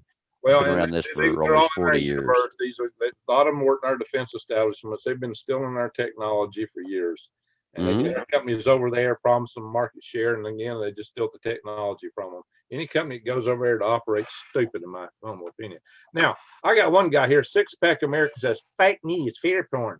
Well, excuse the heck out of me. You know what you've seen on my channel. When I talk about solutions of how to deal with stuff, I don't bring you fear. I'll tell you, don't be afraid to be prepared and to deal with things. And I tell people never panic on my channel. I say that all the time. So if you think I'm dealing with fear porn, then come see me. Yeah, I'll show you some fear. I'll put you in fear if that's how you feel. So I don't do fear porn. And if you think this is fake news, why don't you go over into Ukraine right now? So tell us what do you think about this being fake news according to these guys? They don't believe. I'd love to. I'll take you to Ukraine. So this can't be happening. I can get you right into Ukraine right now. So tell me when you want to go. I got guys that love to take you. You got contacts there right now, and they're telling you what's going on. So absolutely. I knew this was happening 90 days ago. Like there's always somebody popping in making claims like that. And they will wait after this video's over, and they'll start threatening stuff and they usually do name calling because they don't have any substance beyond name calling under their belt. And they'll always accuse you of being ignorant. Well, you don't know anything. You're ignorant. You're either ignorant or you're a shill. I got accused of being something. It took me a while to figure out what they were talking about. Somebody accused me of being a bagel. And that turns out, I guess that means I was an Israeli shill when I was talking about China. Now, how does that work out? And, I'm when it comes to Israel, I'm not for or against them. I think a lot of people got suckered into a deal there set up by the Rothschilds set to foment World War III. So how in the heck am I Israeli shill? Give me a break. People don't know me. They'll watch one video and they'll make all kind of snap judgments. They'll come and just start firing their pistols. They know nothing about me, and they have watched some other videos where I actually talk against the stuff that they say I'm for. Because they don't know jack diddle. And then they jump in and start just shooting from the hip, making all kind of stupid comments. I see it all the time. But I got a good following of people who are really wise that follow me. They know where I'm coming from. They don't know where you're coming from. They know that we come from our hearts. And we're trying to make this a better world. One of them here goes by Al Gore. Yeah, Al comes over and sees me every once in a while. Al goes on both our channels. I know that. He's also on the Oppenheimer Ranch Project, and LeakCon, and he's saying Harris will be president within 2 years. I think he's right. Wouldn't doubt it. And we got Wise Al 1111. She's one of my tribe leads and my tribe network. See, I'm forming a tribe network. I got Freedom Restoration Foundation. You got your communication stuff. You and I are the only YouTubers I know that's out here that's really trying to build things to make a difference. Right. Rex is wanting to found some communities too. And actually, our friend Diamond, he's got his thing going on with his Oppenheimer Ranch project with his Earthship. So he's doing stuff. But I got a plan for something that's like Earthship on steroids. It's a habitat you can live out of, make a living out of them, grow all your food in. And it's going to be awesome. And I'm going to be rolling out more details on that real soon because I've got some really great drawings done. But let's see. Now, I got another one here he must be one of these natives guy, King Snurgle Gurgleson the Viking. Snurgle Snurgle Gurgleson. That don't sound like he's a happy Viking. He says, this is great fodder for YouTubers and MSM commentators to keep themselves busy and create a living for themselves. Worry about getting right within your own heads and souls. I'm gonna tell you something. I'm not going to monetize this video because, for one, I don't think I can, because we're talking about war and people getting, off, and that's something that YouTube don't like in monetized videos. So this I've was been my demonetized for years. So huh? I've been demonetized for years. And Oh, people talk about, oh, I got kicked off of Twitter. I've been off of Twitter for 5 years. yeah, They yeah. kicked me off when me and Elon Musk got into a debate. So he made fun of my hairline. Oh, did he? So yeah. So I went and found a picture of him from when he was with PayPal, and he had just these little sprugs. And so Yeah. I found that photograph and I tweeted it back to him, and I says, you may not like my hairline, but at least it's real. And 3 days later, I was suspended from Twitter. So Uh-oh. Elon just, That's what happens when you offend a billionaire. yeah. I've met him a couple times. So, all right. So, yeah. So, hey, I'm not doing this video for money. I could have picked a different topic today that I could have monetized, but we're bringing this because this is real. This is what's going down. This is what people need to know. I tell people that I want to, my followers are swivel heads. They keep their eyes wide open and head on the swivel, and I bring them news that they can keep their eyes wide open, head on the swivel back, because I tell them it's my proposition. This channel kept them survive, thrive, and stay out of the hive. And so this. How can you not report on breaking news like this when you know about it? I mean, Right. if you don't, you're not being true to your people. And this is not one video that I think if I monetize this, I'll get spanked by YouTube real hard if I try to. And when you do that, it affects your next several videos you post. It takes you a long time to get them posted up because they want to go through all kind of checks and stuff. So I'm not even going to try that today. Lee and I are coming here to you guys because we want you to know that there's stuff going on in the world. It's not all pretty and wonderful, and you need to get ready for it. You need to prepare. You need to look after yourself. Now, I do have, videos on gardening, things you can learn about gardening. I've got videos you can learn about worm farming, videos you can learn about eating free from the weeds and seeds. But I tell everybody, look, we're coming to grand solar minimum. The world's crazy. The biggest thing you need to do is garden. Now, I won't make a shameless plug now. I do have links below most of my videos. I usually don't put them below live sessions. I may or may not after I post this one, but this one will self-post. But I do have links to True Leaf Market. You can go there and get all kind of seeds. If you use my links, it won't cost you a penny more, and it'll help both of us. So that's my affiliate thing. So let's see what some other people are saying. And some of these people, coming in, they're shooting from the hip. Some of them might be, they may be thinking they're right. But then some of them are just pure trolls. So it's hard to tell sometimes who is speaking from the heart. Maybe they just got a different worldview. But then some of them are just trolls. So you get a little bit of okay. One thing I do have to interject here. Crosby Blue says, please tell me you're not friends with Ben Davidson. Absolutely not. Ben Davidson doesn't know his ass from a hole in the ground. He's one of the dumbest people in space weather that I know. He claims things that are not real, claims things that are not true, makes outlandish claims that break all of the laws of physics. I'm sorry, but there is no such thing as a micronova anywhere in the universe except for in Ben Davidson's head and all of his followers that believe the bullshit that Ben Davidson puts out. So you do not have to worry about me being friends with Ben Davidson. He's one of the biggest bullshitters, fear porn people on the internet, period. Ben Davidson puts up fear porn almost every single day. And the worst part about it is people think the man knows what he's talking about. Let's get a couple things straight here. Ben Davidson is not a scientist, has never been paid to be a scientist, has never been trained to be a scientist, has never worked in a laboratory, has never worked with plasma, and has never written anything that has been approved by any major institution as far as considered technical data. Okay, so Ben professes things that he knows absolutely nothing about. A sun cannot micronova. It's physically impossible. The physics don't support it. If it did, we would all be dead the first time it did it. It would hit this planet with greater than 100,000 watts per square meter. But you can't tell Mr. Davidson that because he doesn't know how plasma works. So he says things like that. And then he talks about, how this mantle shift is going to change and water's going to rush all over the planet and all this other crap. Again, things Mr. Davis knows absolutely nothing about, but he continues to press each day in his morning bullshit report. So no, me and Davis are not friends. I don't think me and Davis would ever be friends because none of my friends are stupid. Well, so he basically he and Doug Vogt are kind of hand in hand. Doug Vogt claims that the only way you got 2 miles thick of ice during a dry cold period of an ice age was we had to have 600 feet of seawater evaporated. I guess they didn't. He's never drove by a pond in the wintertime and saw how you get so much vapor. I never see vapor at any time of the year rising up like I do out of the wintertime out of a pond. There's tons of vapor rising up, if you go by a pond early in the morning in the wintertime. But the funny thing, especially if you do get a dry atmosphere, you got it will actually take evaporation a lot faster. Water will sublime into the air. So so he totally misses the mechanics. So he's trying to figure out a way. He says, well, something must have evaporated 600 feet of seawater worldwide. Well, the funny thing is, so I said, okay, I'm an engineer.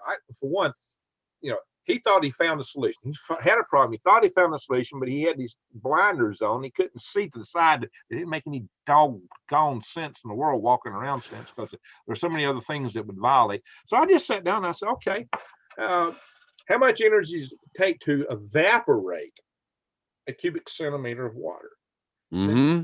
And how many cubic centimeters of water are there if you integrate the entire ocean to a depth of 600 feet? And how much energy does that translate to? What's it translate to in terms of TNT? What's it, joules, TNT, megatons? Well, actually, I used kilotons because I went to the Hiroshima bomb.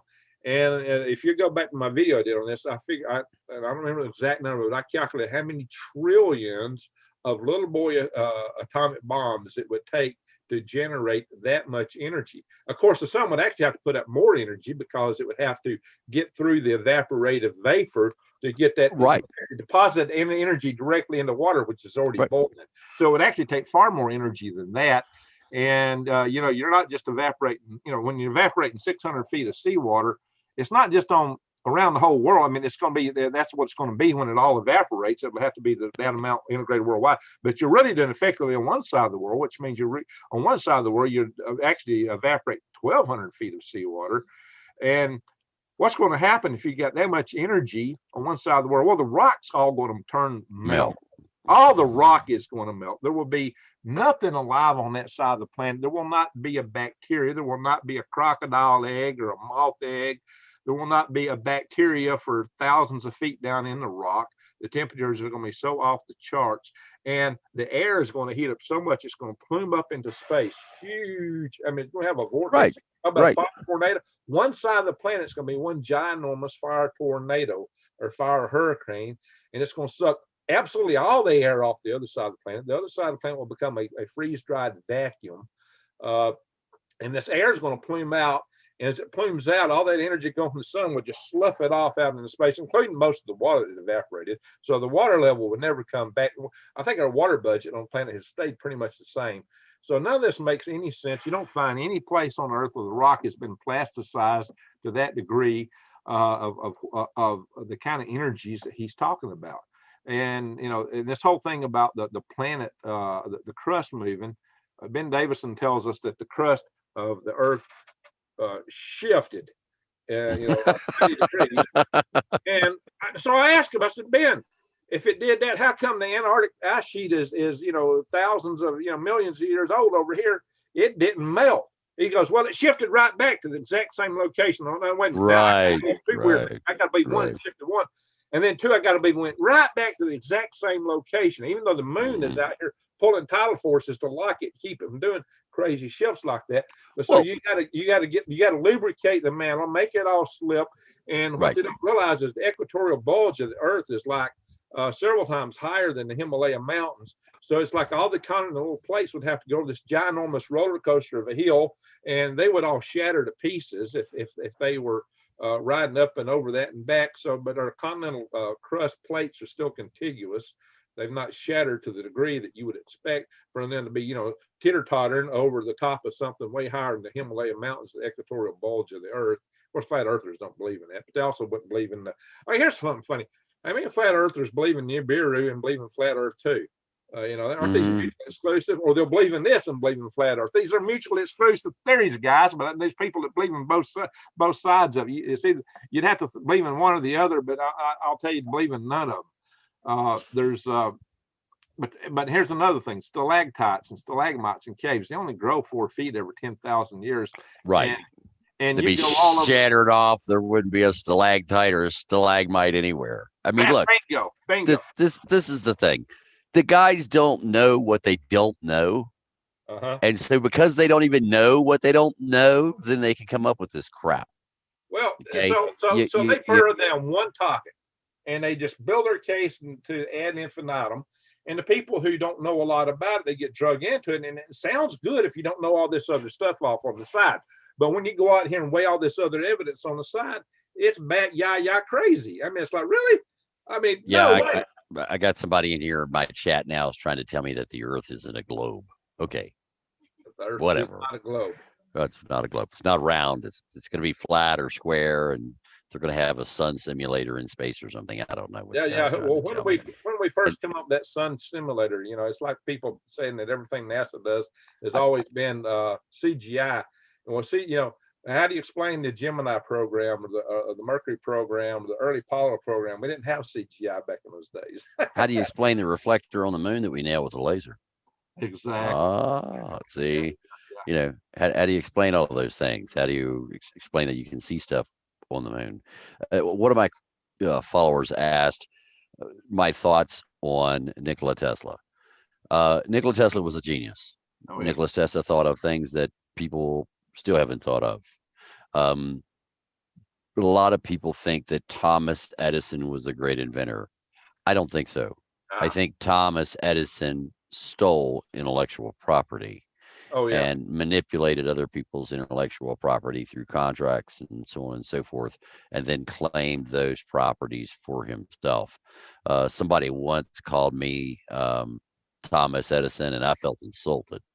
I feel as though I'm closer to a Nikola Tesla than a Thomas Edison. I'm not driven, and Elon Musk is a Tesla, is not a Tesla. Elon Musk is actually a Thomas Edison.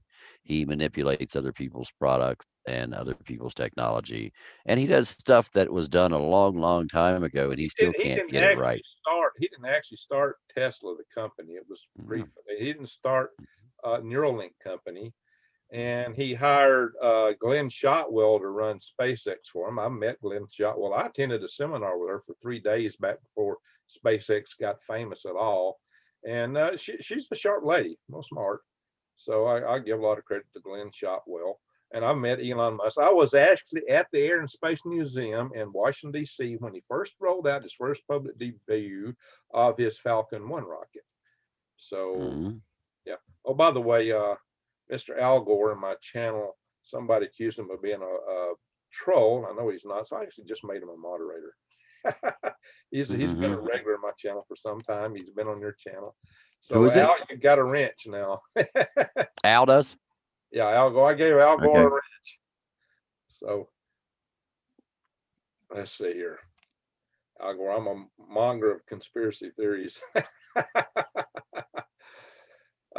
Yeah, we got the same. We got one guy here just constantly saying fake news, fear porn. Same guy. That's all he's saying. Well, okay. So much for that. Yeah. So, then we got. I'm not gonna read every comment. I'm just gonna. R. McNrath used to live in Huntsville in the early '80s. Intergraph was king in the day. They sure were. Sustainable storage.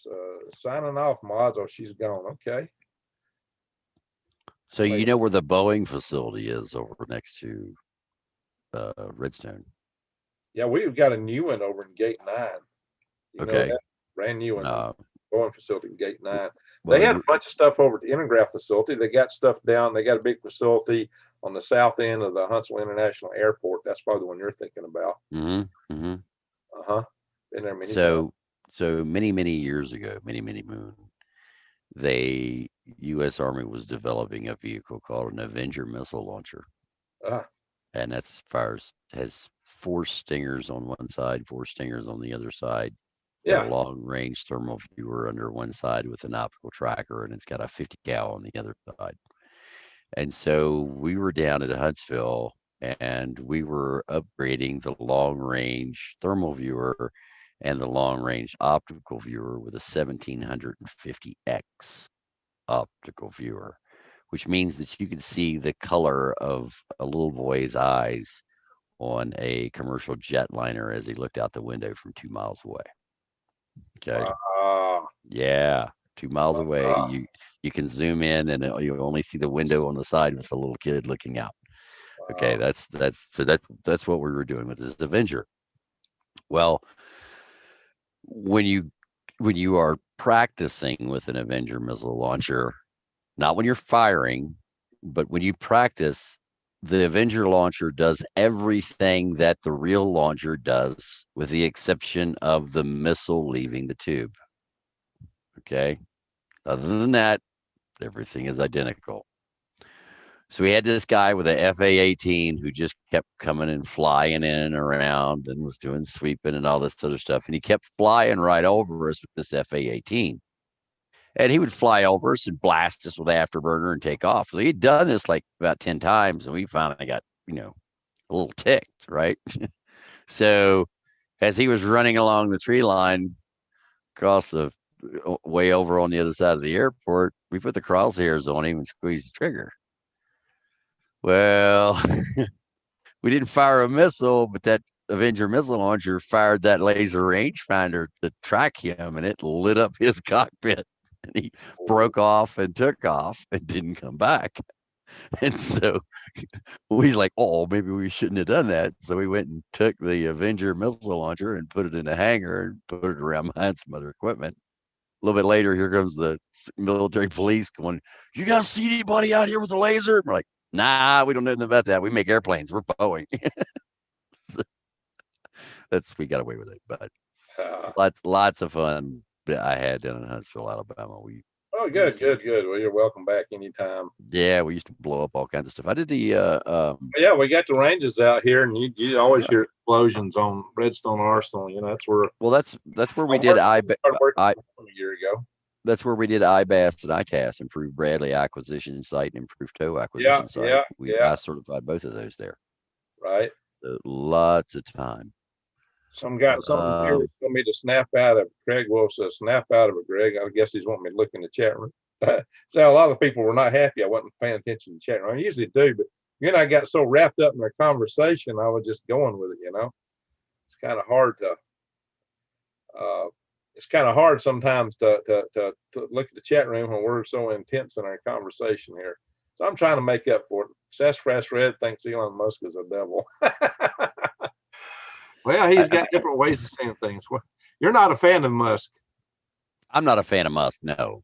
I mean, he's getting better, but I mean, some of the stuff he did, right? So like, look at his Falcon 9 and his Heavy and his boosters coming back down and landing. Okay. Well, you remember on SDI, the DCX. Yes. DCX, right? Right. We did that, 40 years ago? And we could fly that through a friggin' basketball goal and twist it 90 degrees or 45 degrees, and it could float in the air. Oh, you're talking about Brilliant Pebbles right now. Yeah, the small you may remember satellite that had the big laser in it that would blast. Yeah, Brilliant Pebbles. SDI. Yeah. Brilliant Pebbles. So yeah, the what inspired both Elon Musk and Jeff Bezos was the DCX rocket. The DCX rocket started out as the SSRT program under the SDIO, and it was promoted by I want to say Jess Rayleigh. Now, what was his name? I know all the guys that was involved in it. Promoted to start with. Got to rattle my memory a little bit, but Jess Sponable was one of the primary sponsors for it within the DoD. And it wound up going to become a McDonnell Douglas program. It was run by, program manager was Bill Gallbatz. And I was the head of the phone tree of the National Space Society, and I took it on to do an alert to push this thing because it was floundering in the DOD. And we actually lobbied a bureaucrat instead of Congress. And I was behind that effort. And for that, Bill Gallbatz put me in the DCX Hall of Fame. And just so happens that I've got the avionics bay and the intertank in my backyard of the DCX rocket. And it's got, they flew it several times with their program. What was his name? Piloted some. There was a Apollo 12. I'm get brain lock so much these days. Apollo 12 astronaut. Come on, Greg. It'll come to me later. Was actually piloting it, but had a F-16 flight computer in it. It had 4 J2 engines on it, and they reused it and reflew it several times. And NASA actually took it because NASA wanted a flight platform to test some technologies out, and they wanted to play around this reusable platform too. So they put the first ever aluminum lithium oxidizer tank in it. And one of the technicians did not follow Pete Conrad. Pete Conrad was a pilot. They did not follow the, and I don't, my Galactic Greg's channel, I actually did a video on Pete Conrad, devoted one specifically to him. Pete Conrad was a real pistol. He was a character, but they didn't follow the protocols on one of the connecting up the hydraulics properly. One of the legs did not deploy. And when it landed, it kind of pulled a SpaceX Starship maneuver. And it tipped over and exploded that last time. And the avionics bay and intertank rolled out. Well, that's what I got in my backyard, the avionics bay and the intertank.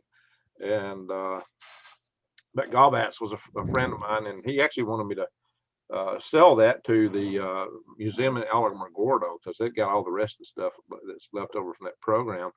And I offered it to him himself, but he wanted me to give it to him, and I just did not decide to do that. And so I used to live in Alamogordo. Yeah. So they wanted to pay you to have a truck come out and pick it up, but they wouldn't pay me to just a little chunk change. I offered it to them for as little as $2,000. It's like, guys, I can sell momentums from this and make more money than that. So I don't know. I hadn't decided what to do. It's really in my way right now. I mean, I need that space for other stuff.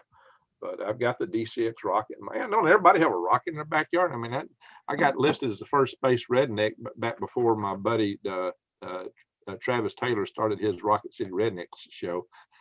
Well, before he started that, for having this DCX rocket in my backyard. One of my people was asking, says, didn't Musk get seed money or direct money through the CI or NSA? I just can't believe that he was able to use his PayPal sales money to start all 3 of his companies. Not what he started spent. SpaceX first. He started SpaceX first, and he had 4 rocket launches. The first 3 failed. Had his 4th one failed, he would have been finished. That would have been it. His 4th one, he pulled it off. He pulled it off with that one, and he got by the skin of his teeth, and he got some contracts.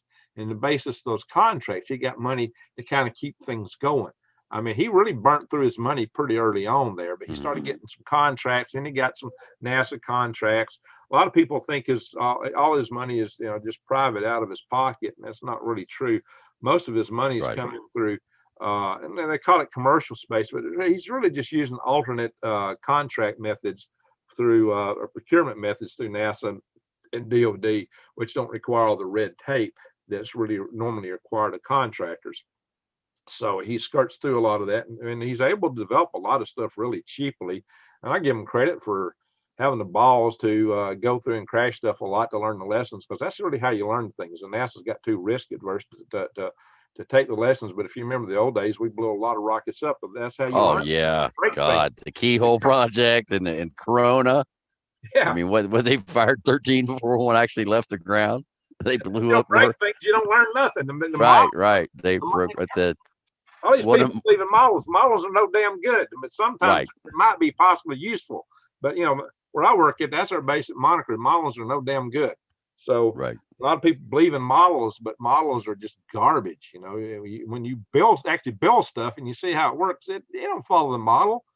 I mean, you know, you go look at the Starship program. That's proof positive right there. I'm sure they had some really good models, but you know, you have to really build things to see how it's really going to work in the real world. And they're learning stuff. You know, I hope that program actually works in the long run, because it would greatly lower the cost of access to space. And he's done a lot of that with Falcon 9.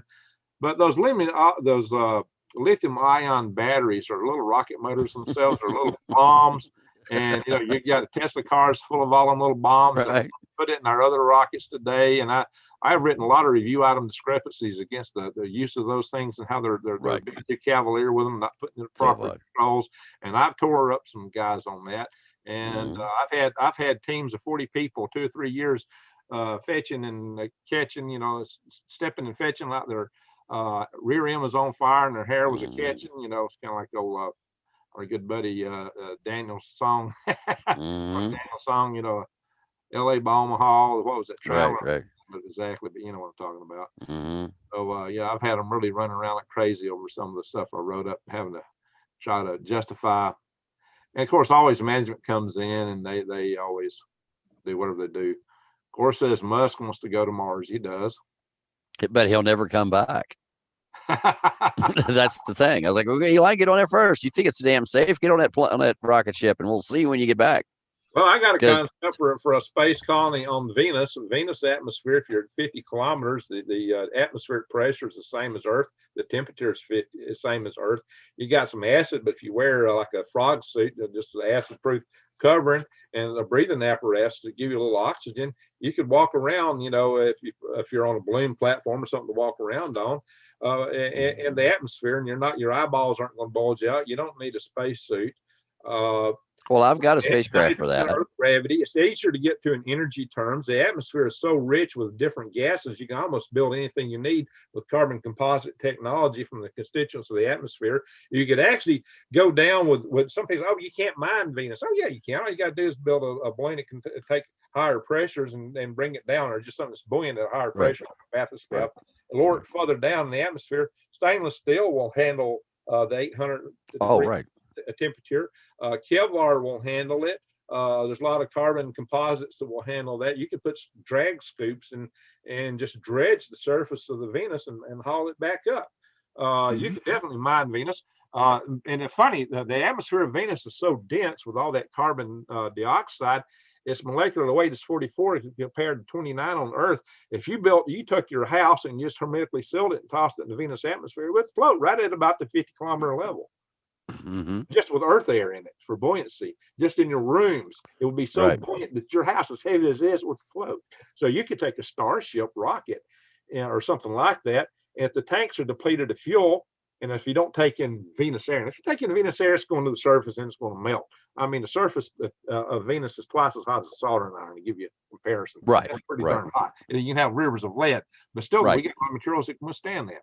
But you can take a Starship and just float in the atmosphere. If you took two of them and you could put them together, tail to tail, in a refueling configuration, have a strong back that you could build a dome 300 foot in diameter.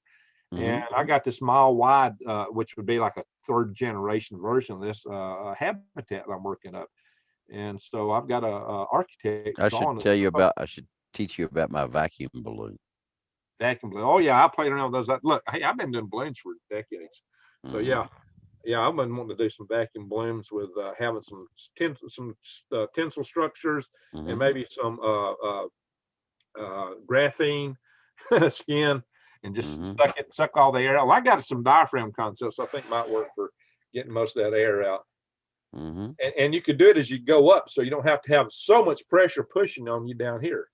So, well, the way I was going to do mine is I was going to take a spacecraft, launch it up to just below a geostationary orbit, and then inflate a giant balloon with a gas that when it interacts with the skin of the balloon, it hardens it. And then once I have filled up this giant balloon, and I'm talking something the size of the Superdome, and it still has the spacecraft attached on the bottom. Yeah, the Superdome is about the size of your typical large balloons that go up. So a lot of these knuckleheads think that our satellites are satelloons that got balloons on them. You know, that's crazy. The balloons don't go no Right. higher than 20 Right. miles. They got to drift Right. the wind. These satellites execute a perfect sinusoidal orbit around the Earth. The reason it looks like a sinusoid, we launch an inclination to the equator based on wherever you're at, whatever altitude you're at, and the Earth rotates under you. And so you go around you go around every 90 minutes in low Earth orbit. And so what that's going to look like on the surface Earth, the track is going to look like a sinusoid, but over time it's going to be multiple tracks. And that only works because the Earth is a sphere and rotates.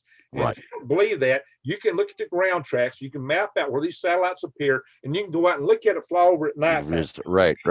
The moon, amateur astronomers are all the time taking pictures of the space station when it goes in front of the moon, and there's no balloon over the space station. That's just silly. Right. Silliness. So, let's see. So I don't think anybody will ever go to Mars and come back because I don't think we have the shielding to it. Don't have the what? The shielding? The shielding. I think the cosmic rays will tear them up before they go there and come back because of the length of the travel and there's no place to hide. Well, they could do something called a cycling ship where you can build a lot of shielding, and the cycling ship just goes in orbit between. It don't actually land; it goes between Earth and Mars, and you could go to it, go out there, and then come down. That's one of the concepts. If they're trying to come up with a safe spot inside the space, inside of the starship for people to go to inside during a solar flare, you know. But they are going to take a lot of radiation on the way up there. There's no doubt about that. Now, I'm going to do a video on the 5th of May. It's Cinco de Mayo on my Galactic Griggs channel with Bob Zubrin, and he thinks that that's all handleable. So that'll be a chance for people to come in and hear him. Let's see. I'm going to check some of these other. Southernmore Prepper says, hello, everyone. New day as always. Great conversation. Greg and Lee. Love sitting back and listening. Chinook says, Al Gore once beat the internet. The real Al Gore doesn't like me. And that's because back in, I guess it would have been May or June 2001, I was on Good Morning America in New York, and I was supposed to be on the show, and they were running out of time, so they had me call in on the phone, and they had talked about a variety of different things. They talked about some crazy woman down in Texas and some guy in Tennessee, and a couple other things. And one of them, the last thing, was Al Gore had invented the internet. And so Brian Gumbel comes on and says, well, Lee, you know, we've only got about 30 seconds left here before the end of the broadcast. Do you have anything that you wanted to add? I said, sure. The guy in Tennessee is crazy. The woman in Texas should be arrested, and whatever it was. And Al Gore never invented anything. There you go. And Brian Gumbel comes up and says, well, that's the way it is on this Monday morning. And Good Morning America. Have a great day, folks. And that was the end of the show. It wasn't a minute after that, I'm getting a phone call. You can't say that about Al Gore. And I'm like, well, I'm just telling the truth, folks. And so that was the last time I was on Good Morning America. You know, you can look up the guys who actually come up with all the internet protocols. Their names are out right. There. Al Gore's not one of them. Yep. Al Gore's arguing with you here in the channel now. He said, I did invent it, Lee. And Amanda B says, where are you hiding? Well, I guess she wants to know where you're hiding. She thinks you're hiding somewhere with that canopy behind you there. Are you in a bunker? No, I am in my news studio. And so, because we do a news broadcast every day, Monday through Friday, the green screen is so I can be in the middle of the video. And so that's our green screen. So that's news. It's thinking the other Al's, the fraud, that we have the real Al here with us. I think Prep Now's right. Yeah. So. Yeah. All right. Well, we're going to have to do this again sometime. Yeah. Sorry. A lot of you guys in the chat session, I didn't get to catch everything. There's a lot of good discussions in here and a lot of interesting posts. And Lee and I got so engaged. I try to really, when I do a personal live session, just me and the guys, I try to read every comment. But when you got so many comments, and you and I are having such a lively discussion, it's kind of hard to keep up with all that. But I've got some great mods. I appreciate everything they've done. Oh yes, so do I. Great mods. I got 261 in the room, so that's a good number for a live chat on my channel here. That's a real good number. But it's commensurate to what you might expect from me for a topic-driven video that I post. Most of my live chats are not topic-driven. It's just a chat session. I let my viewers, we're basically a family. We come in and just chat with each other. People quiz me with all kind of stuff, and I act silly sometimes, or sometimes, it's kind of funny. I cover deathly serious topics all the time, but sometimes we just come and have fun on our live chats. But and this was a deathly serious topic we're really talking about now, because Russia is invading. Well, actually, they're attacking, and the invasion probably hasn't started per se yet. But it looks like it's. Well, they've already started our shelling. So the Russians are already shelling the Ukrainians. That started 48 hours ago. Yeah, and here's the evidence, guys. Right here it is. This is in this website here, Joint Forces 21 ceasefire violations. Now this is already dated. That's yesterday. That's yesterday's. Huh? Yeah. It says for April here, but that's still not the latest and greatest information. They're not updating this too fast. Let's see. Now I hit the refresh button. Let's see if it's going to change. Still the same post. Still the same post. I think this is what was showing up here yesterday. Yeah, that was yesterday. And the day before that there were 12, and the day before that there were 18. Oh yeah. Well, there's also excuse me, 8. So it was 8, 12, and now there's like 18. And I've heard you mention, now, so you can scroll around on here. I've heard you mention in your video that they're not showing all the forces and the convoys and so forth that was going. That was reported before. Who runs this website, this live UA? I don't know. And the thing that upsets me about it is I went ahead and paid for the website today because I wanted to provide everybody with the real news of what was going on over there. Yeah. So I figured, hey, if I pay, then I can go back in history. Well, you know what? All that is removed from the history. So it's not even there anymore. So they're editing stuff. They're oh yeah, they have removed. They've removed and I know it was there. 4 different. I saw it in your videos. You showed it, and all that content. And so I come in here and I'm not seeing it. And then I saw you talk about not seeing it. But you can go to different places on here. You can pick regions around the world. It's supposed to be all your different conflict hotspots, and you should be able to come in here and see what's going on with this. So it's a nifty website, but if they're editing stuff, it's of limited value. I don't know who well, what I've been doing is I've been going back through Twitter, and Tweeter. Yeah, Tweeter on I'm a tweeter. The high frequency output on your speaker, the high frequency driver. So I went back through Twitter and found all of the reports that were quoted in that news channel. So what I did was went on to KLW World News and I just tweeted them all back out. So now when I go do my live broadcast talking about it, I can just go through my tweet history and I have all of those tweets of all of those military convoys, the Ka-52 helicopters flying in, all of the artillery pieces, all of the fuel trucks, lots of things that have been added there. So all of the stuff that they have pulled off of this. Yeah, I wasn't sharing this. I was thinking I was sharing it there for a minute. I missed the share button. Here it is. So yeah, they're not showing the amount of content on here that was here. No.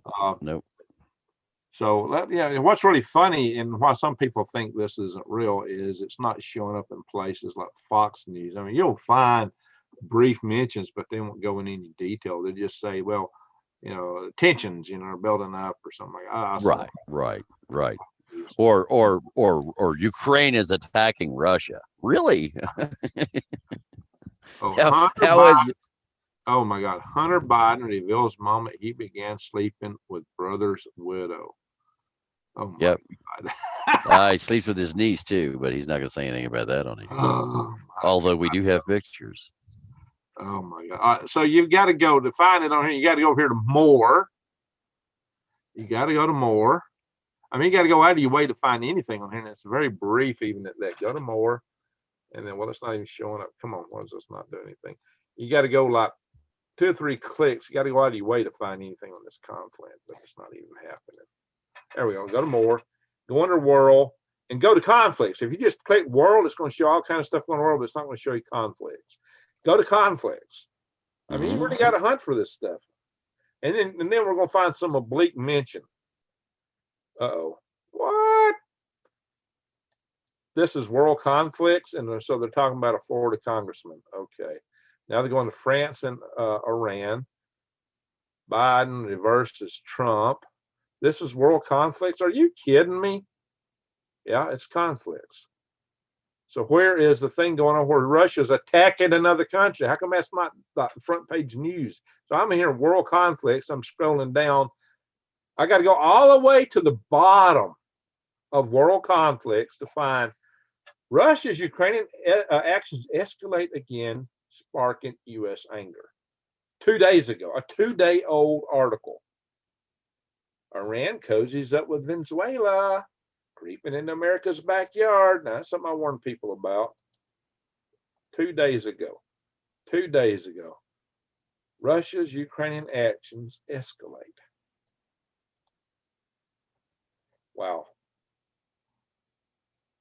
Pretty lame, if you ask me. But I don't think you're going to see much different if you go to CNN or anybody else.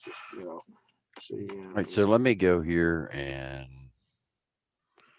just trying to share if I can figure out how to do it here. Share screen. Oops, what happened? Life will get back to normal. Really? There's your buddy. Oh yeah, and I can't share my screen until you give me authorization here. So I'll do it if you want. I'm gonna go look for it. Well, I was gonna go down through my KLW World News so hang on. people could see all of these posts that I had here. I don't see Jack Bill here. Was there once life on Mars? There's your buddy Starship. Oh yeah, Mr. Plug here.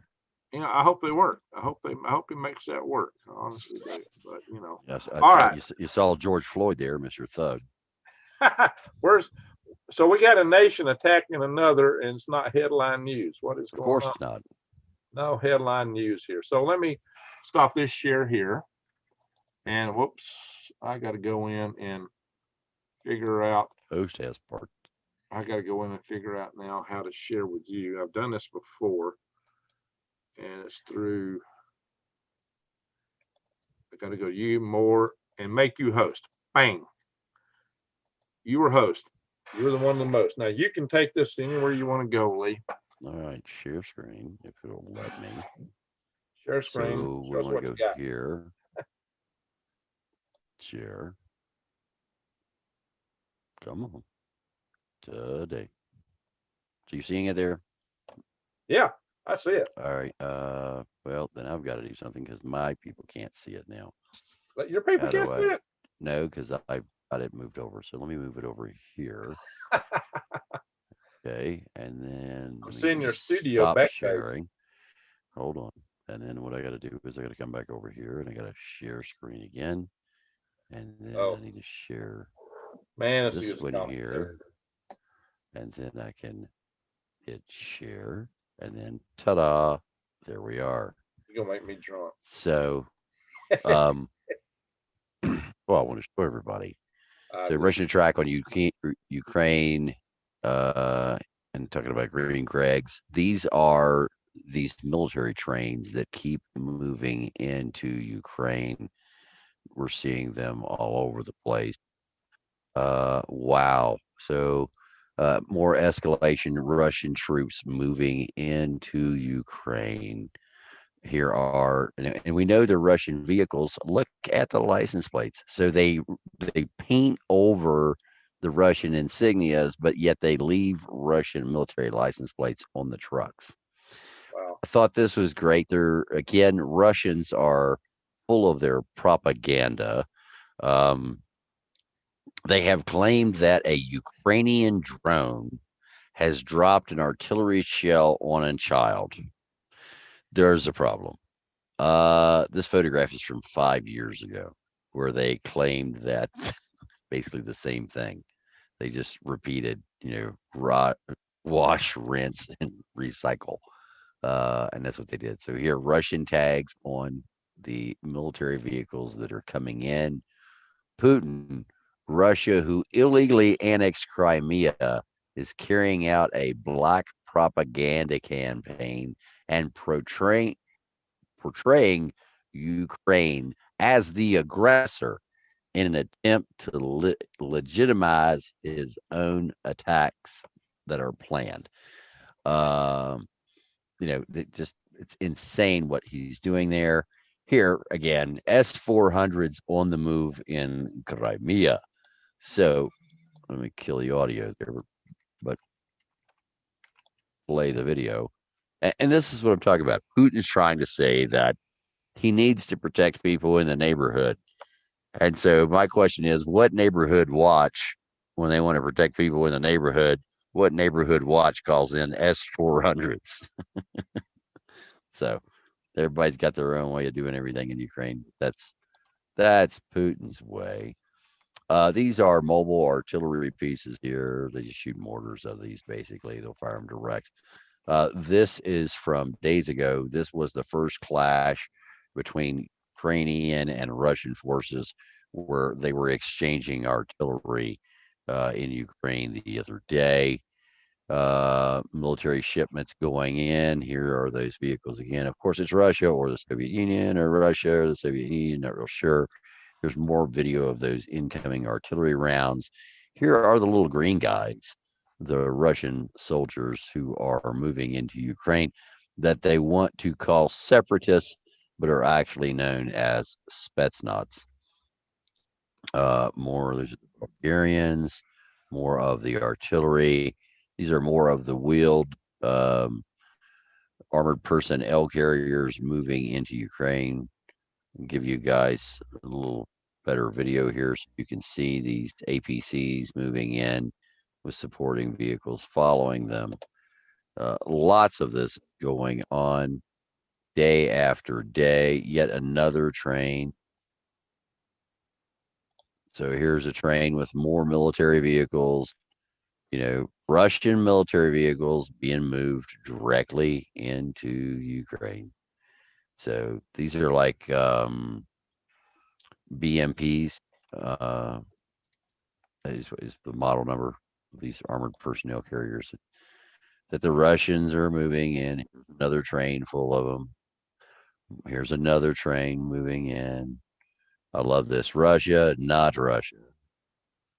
4 trains of military equipment moving in. Russia deploys tanks. More armored personnel carriers moving into Ukraine. These are Mi-8s, not Mi-24s. More trucks moving into Ukraine, and this is a radar system here. As you can see, these tanks with radars on top of them, they'll be tied in. More armored vehicles moving into Ukraine. Explosions in Ukraine. More military vehicles lined up. More Russian artillery moving into Ukraine. This is a Ukrainian soldier who killed himself. I'm not going to play that. Ukrainians who have died. More attacks. Russia warns people. Now, this is General Milley, and I call him willy-nilly Milley, and Milley won't do a thing. So Willy won't do anything. So he's willy-nilly Milley to me. Milk toast Joe. Yeah. There's artillery going across the bridge. This is a Crimean bridge going into Crimea. Again, this is 4 this is 4 Ka-52s, which are attack helicopters from Russia. More stuff moving in from Russia. Deliveries from Russia into Ukraine.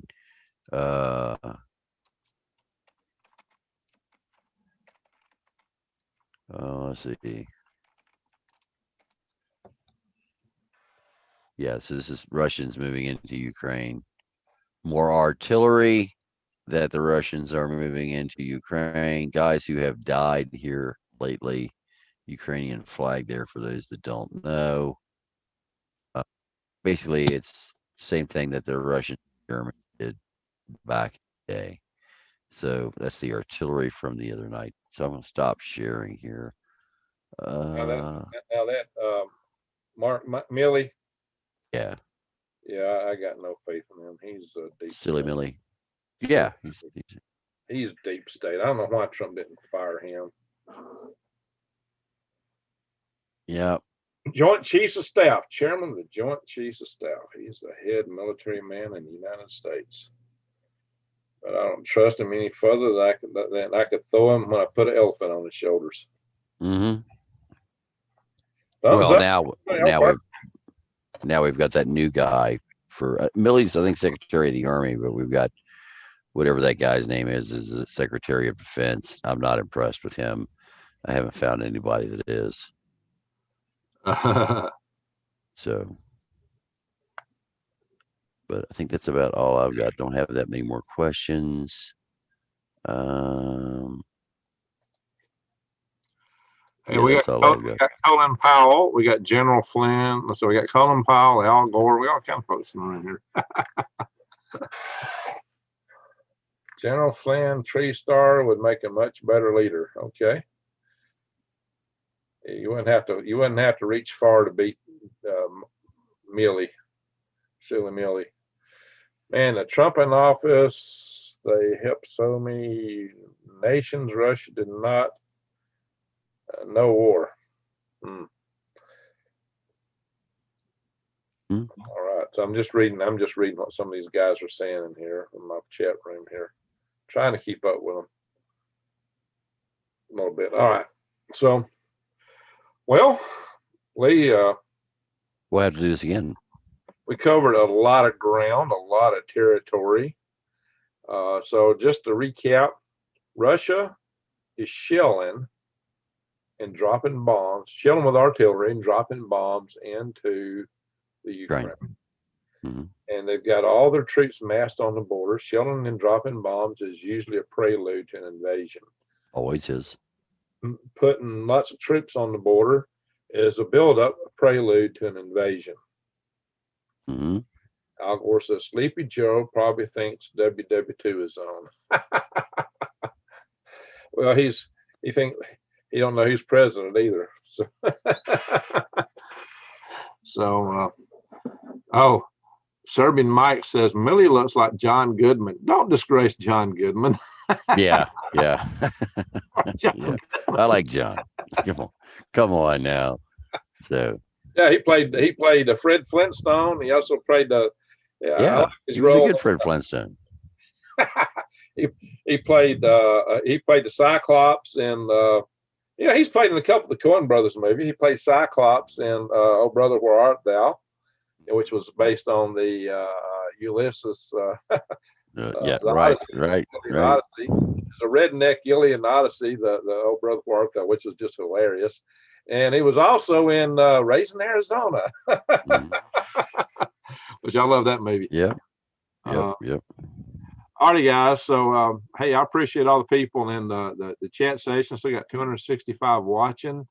I've only got 140. I see how you do. Oh, well, yeah, I'm doing really good tonight. You did more people than me. So that's interesting. Amanda is in here. Man, it'd be hard to hear where we were 4 years, no war talk. Huh? Yeah. And now we got war everywhere. Now it's guns blazing, Amanda says. Yeah, no kidding. Well, if you lose, you've seen all Joe. When you're not peacefully strength, if you're suddenly just milly mouth, milk toast Melvin, milk toast Joe, and you're biting your fingernails and shaking, you're going to get the kick and you'll be a quaking. So you got to stand up. If Fred Flintstone. And Keith Evans says, Raising Arizona is hilarious. I agree. That was a hilarious movie. Senile Joe said, Symbiotic Finnica. Give him my money back, a worthless one. Says, who do you want your money back there?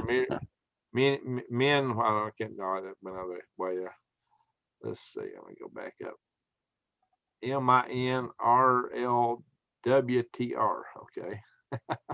Sometimes it's hard to get these tin hat men. Thanks, Lee, and thank you always, Greg. So yeah, my guys are giving you a lot of kudos here, Lee. Well, thank you, folks. So they're appreciating it.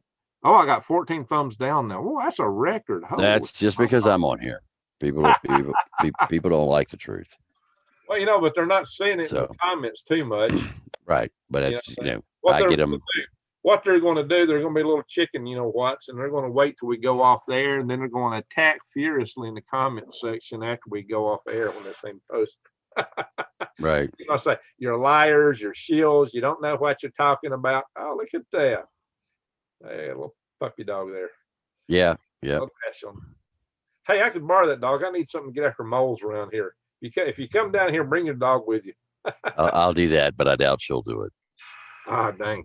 Yeah, if it's not steak or chicken strips, she's not really interested. Yeah, cool. Does she demand Angus? Oh yeah, black Angus. Yeah, a hamburger is just not a hamburger. You got to have. We gave her a piece of hamburger the other day, and she's like, "What? I'm going to eat that? Are you crazy?" Not going to happen. You got to be kidding. Yeah, I mean, how do you give a dog a hamburger? The dog says no. I mean, like, really? So, yeah. That's funny. So, let me go back here to my main page. I was over here looking at my chat room section, so I'll go back to our Zoom page where I'm running this from, because this is where I'd have to end it at. Well, Lee, it's been a lot of fun. We've gone pretty long here. I guess it's 2.5 hours, it looks like. Yeah. 2 hours, 10 minutes. So yeah, but yeah, that's right. We didn't start right on the dot when we planned to, because we had a couple things to take care of, it turns out. Yeah, well, Rex Bear is telling me that the 6K aerial camera that he just got is badass, and so I'm looking forward to that, Rex. Can't wait for you to bring it out. He just sent me some night video that looks like, wow. Gee, I wonder how he did that. Did you see what he photographed? No, I'm the one that gave him the lens. Oh, did you? Yeah, I've got one of the few 3x magnifier lens for a PVS 7 or a PVS 14. And the aperture is so much larger that actually when you go to the 3x magnification, you can see better than the 1:1. Wow. Because the aperture is like this. So you've got this huge aperture instead of having this itty bitty thing. So, I mean, as you know, if you're going to go 3x magnification, you've got to go 3x light gain too. Okay. Because if you don't go 3x light gain, you're not going to get your 3x magnification. It'll just be black. Yeah. Well, this thing's 3x magnification with like 6x light gain, because the aperture on it is like monstrous. Yeah, and it just slides right on the front of the night vision goggles. So it's badass. James says he really likes the 3x for the PVS 14. Yeah, that's my baby, James. You've played with my toys. So Rex has one right now.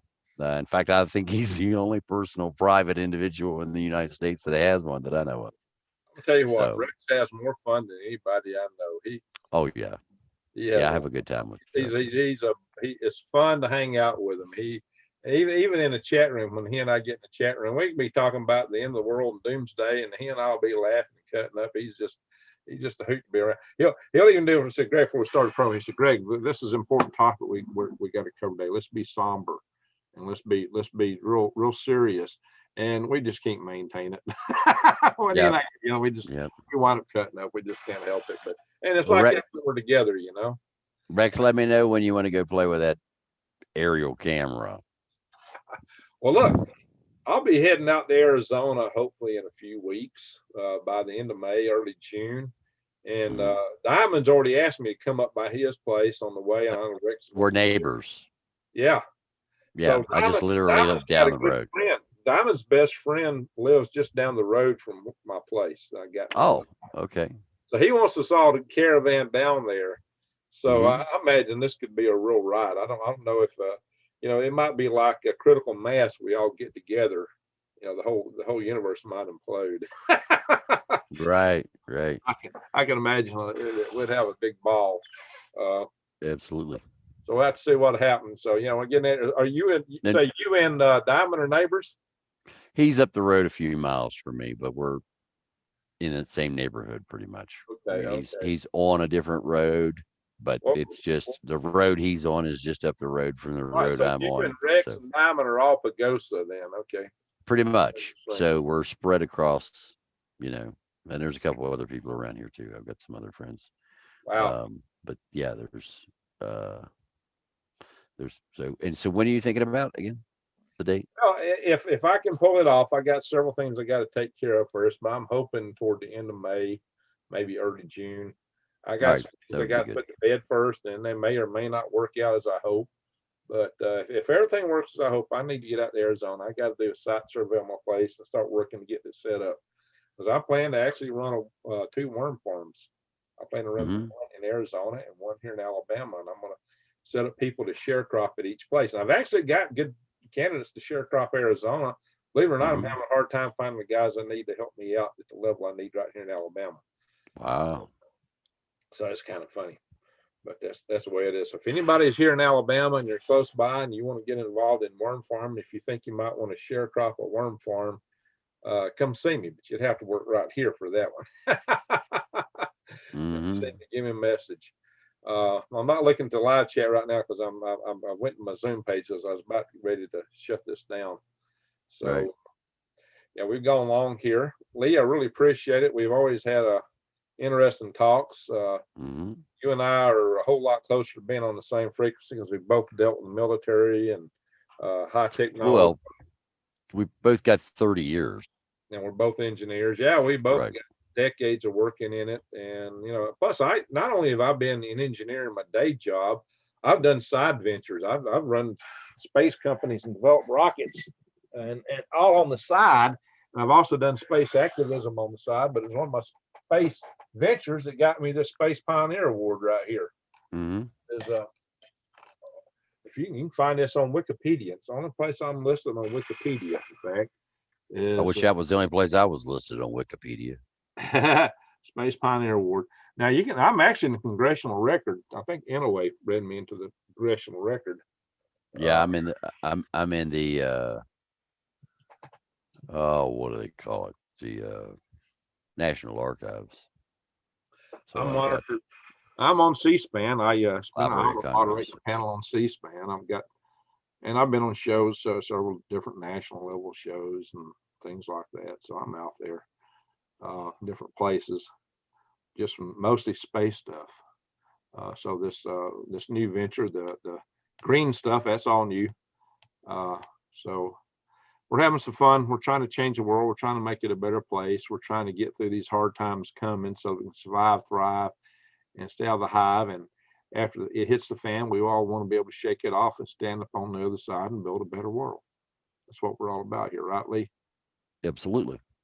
And I believe we can do it. I think in the end, we win. We're going to get through this. We got to take a lot of crap thrown at us in the meantime, and it's going to be an interesting roller coaster ride. But the more work we do ahead of time, the better to go for us.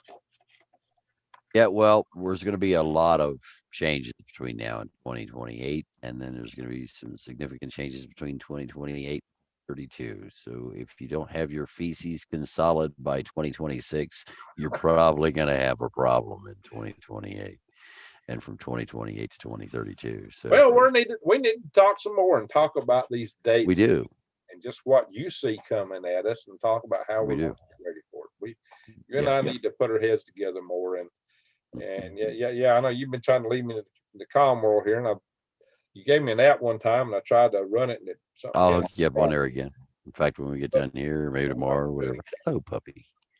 So yeah, I'll get you hooked up on KLW World News on our network over there, so we can chat anytime, and then we'll get together sometime and we'll do a roundtable talking about the GSM, maybe later this month or something. There you go. A lot of people don't realize that. Dr. Roy Spencer. Huh? Roy Spencer? Yeah, he's right here. Absolutely. UAH is Absolutely. where I went to college, and my daughter Hmm. went to college there, and that's the UAH climatic studies. There's their satellite data, all that's based on.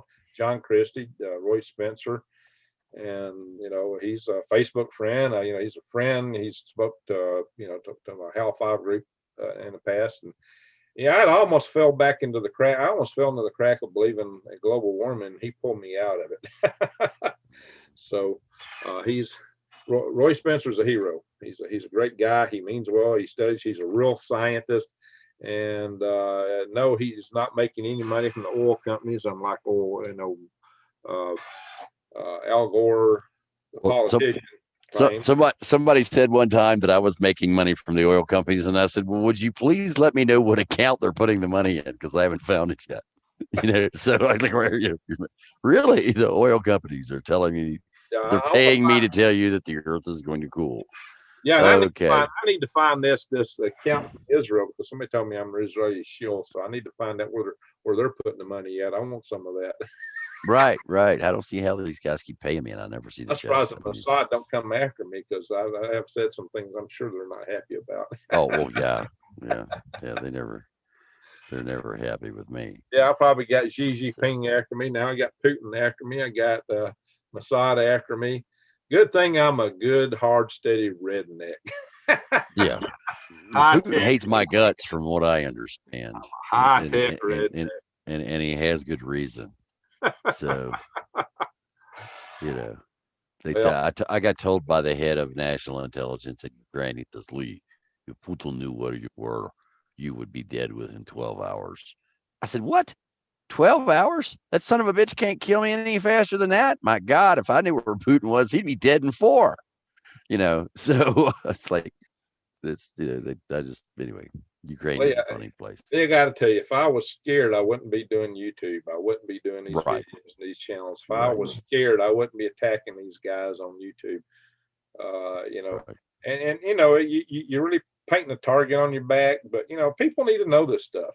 And one of the best ways to maintain your freedoms is to get out there and inform people, so we can all stand together and keep this from rolling over us. And understand what is happening in other countries, because it's what they're doing there that they're doing an experiment to bring here. And we're seeing that. We're seeing that with the censorship with China.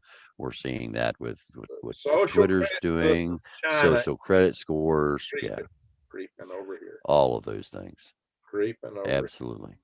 And we know that David Rockefeller used to claim that China was the model for how we need to run our society. Yeah, right. That's what he claimed. Thank God he's not in charge. Well, fortunate for us, he eventually passed away. But notice how many of these old guys, those guys just keep sticking around forever. Soros, Kissinger. It's just hard for them guys to kick the bucket. Cheney, how many hearts they go through, what all they go through. How do these guys keep ticking so long, I'll try to help them go to the other side if they want.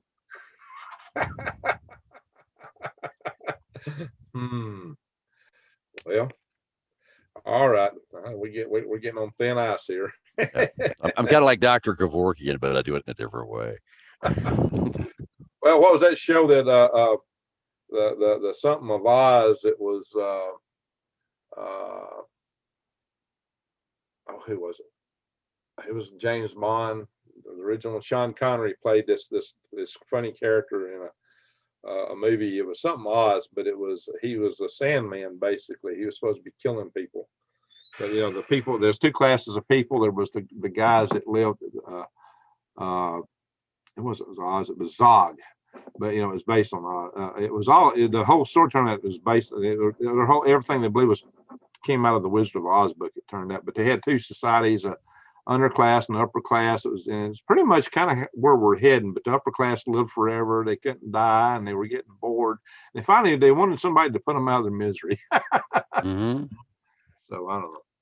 We're off topic. Right. We're way off topic. I think that's right. We're in the weeds. But LMP says, Lee, their internet hasn't let me on the site all day. Only YouTube, Facebook, Google searches. Send me an email or a message on Patreon, and I will get with Doc to see what we can. Some do I about got that? a King Snuggle Gurgelson. The Viking says big date rated is the beginning of 2024. And it kind of comports with Deagle.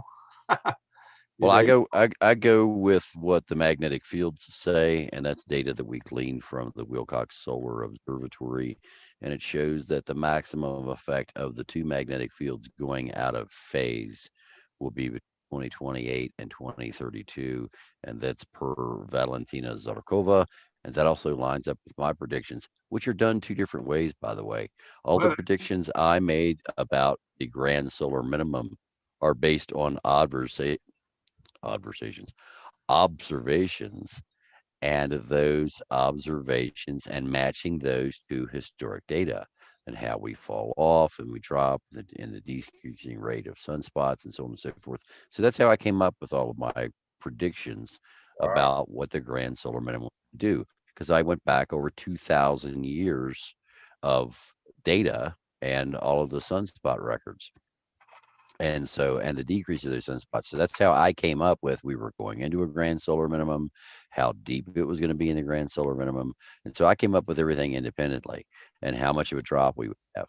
Then David Birch over in the UK, spaceman over there, Starman, he did his calculations over there.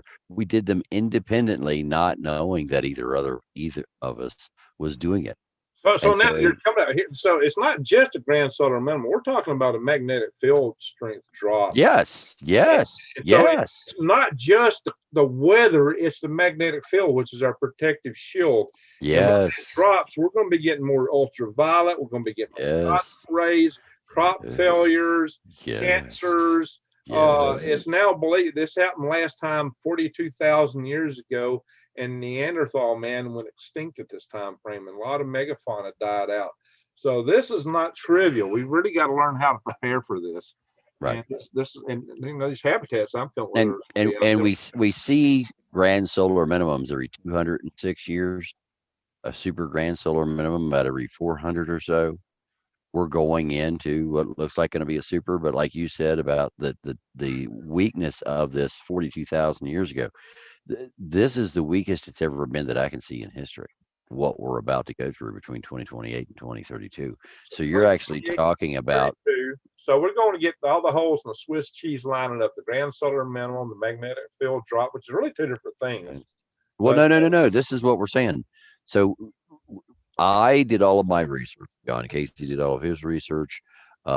Jack Eddy did all of his research. We did all of our research based off of historical data. So we're looking at beryllium-10, carbon-14, their disbursements all over the planet, and we can tell their disbursements and how strong the sun is by how they are dispersed all over the planet. So when we have a weak solar magnetic field, a weak heliosphere, a weak magnetosphere, the beryllium-10 distribution all over the planet increases, and it's distributed evenly. And what we find is that when the sun is strong, the beryllium-10 is lower and the concentrations are more towards the poles. So we can go back thousands of years with carbon dating and see what the sun has done in the past just by looking at carbon-14, beryllium-10, and their disbursements at particular periods going back in history.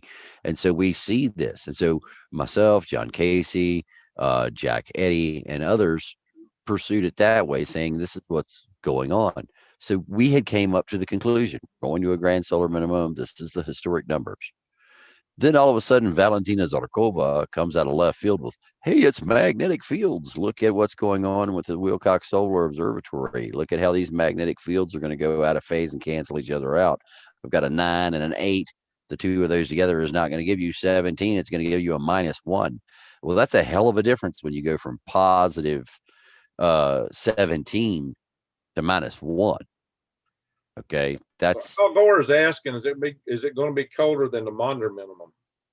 Can be, yes, can be. Well, if you look at the trend line of temperature over the last 55 million years, it's like straight down almost.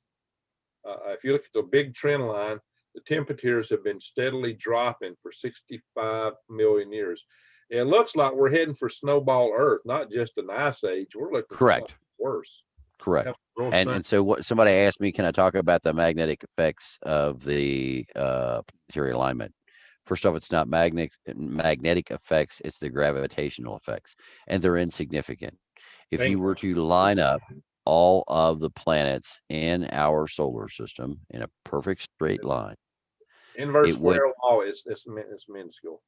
It is less than 0.1% of a percent change in our gravitational field. So it's insignificant. You can't notice it. It's basically indetectable or undetectable. The moon, it would be lost in the right. It's lost in the moon. Absolutely.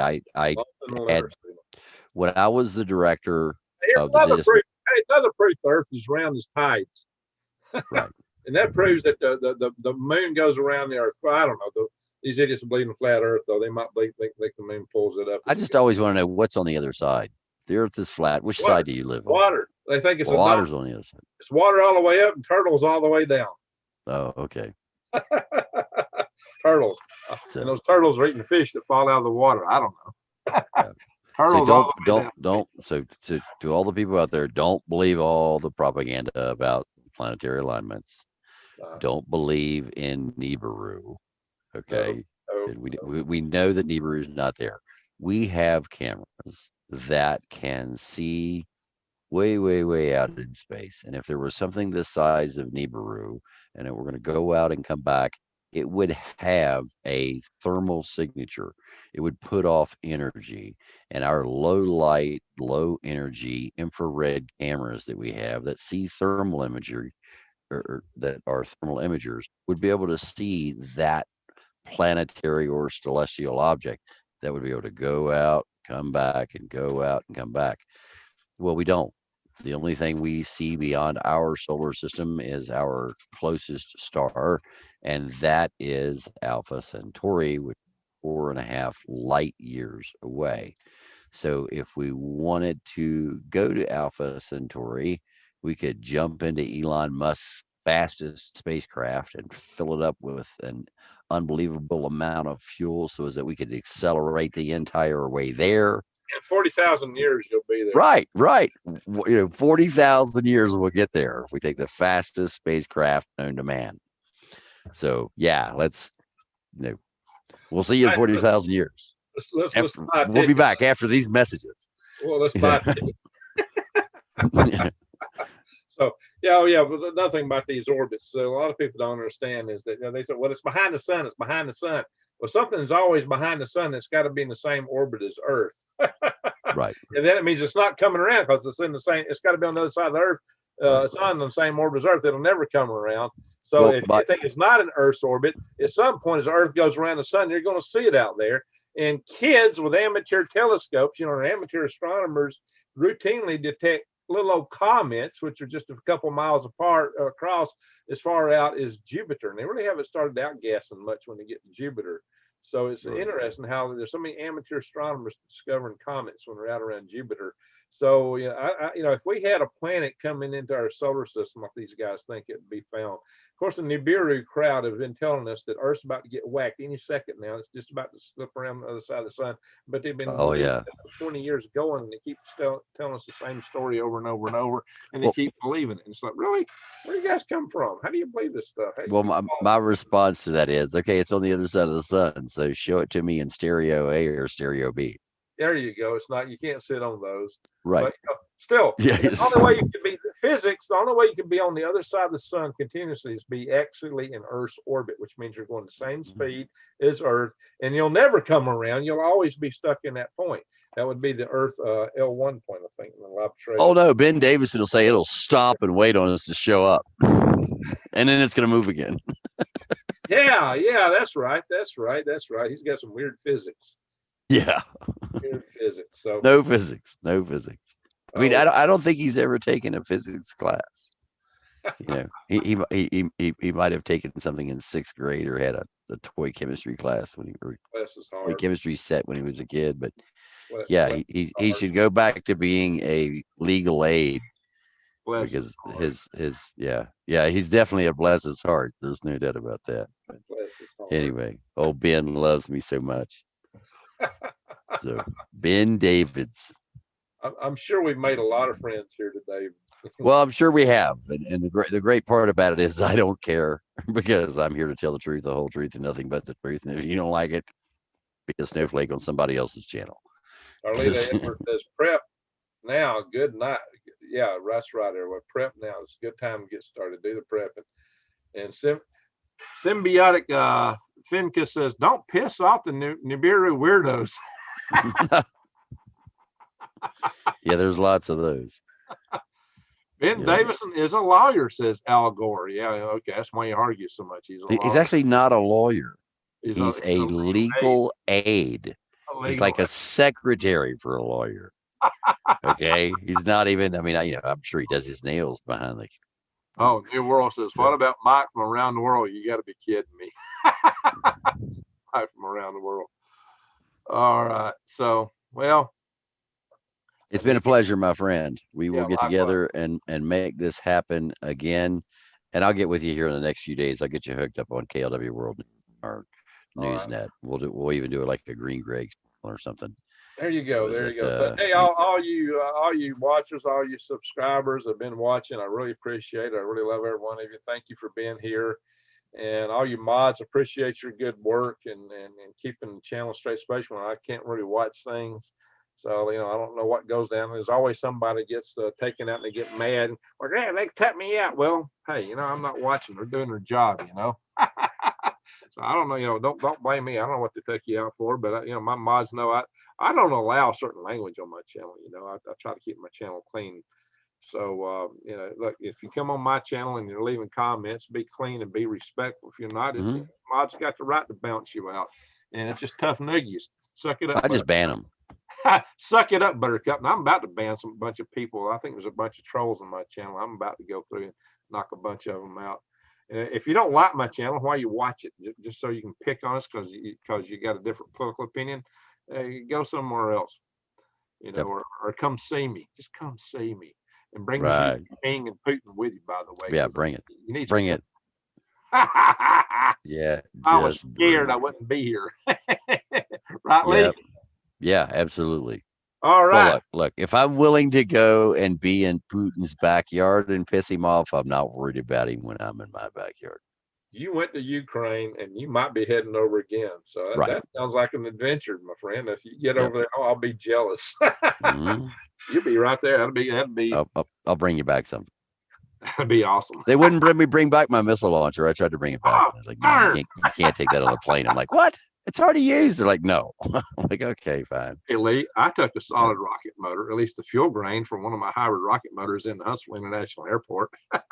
And walked around with it on my shoulder like it was nothing. You know what? Nobody asked me a darn thing. Right. I went to a conference. They had a conference center in there, and I just walk in with this rocket motor on my shoulder, just walking around. And nobody said jack diddle to me. I walked in like there's nothing, and nobody said jack. Yep, just gotta act like you're in the place. Bingo, exactly. That's the trick. Who are you? What do you mean? Who am I? Who are you? Are you authorized to be here? Let me see your ID. So, all right. It has been a pleasure, everyone. Thanks for joining both Greg and I here this evening. Yeah. Hey, are you guys on Lee's channel? Awesome. Yep, and greatly appreciate it. We'll be seeing you again very soon as we continue our coverage of the Russians invading Ukraine. Call it for what it is. If you're a subscriber on my channel, go check out Lee's channel. Subscribe, bang the notification bell, and click all. Subscribe to Lee's channel. And if you're with Lee's channel, come check me out. Go check out Green Greg's. All right. So have a great day, everyone. Thank you all. Good night. Bye. Good night. All right, I'm done. So let me stop recording, stop streaming. Yes. All right, cool. So what you need to do is, and let me show you here real quick. So let me go to the feed on the other thing. I think I've got to end this to stop my live feed. Do you? Yeah, I think so. Well, I think it's because the way I set it up to go live. Now, if I record, it ends it, but the way I'm set up live, unless I go into the studio creator, let's see. Hang on, there may be a way to end it there. Yeah, you should be able to just go on to YouTube and just. Yeah, hang on, I can do it from there, but I got to go into the. Yikes! Give me a second. Studio. So everybody's still hearing me. Sorry, guys, you're in our back door right now. Hang on, I'm trying to stay live with Lee for a second after we end this. So I got to go into content. Go into this one live. All right. I'm still. So hold on a second. So, can you see my screen? Well, I'm actually in studio. I'm trying to Oh, shut okay. down from studio, and I'm. Give me a second here. Got to go to the control room. There we are. In live stream, end stream. Here we go. All right, guys. Thank you all. Thank everybody. I'm not sure if it ended it or not. I clicked it. It's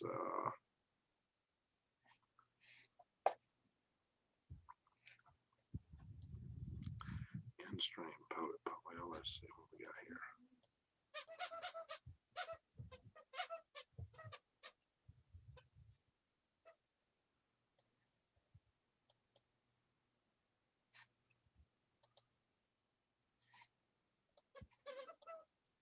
I gotta tell them it's not made for kids. Yeah. Well, that didn't end it either.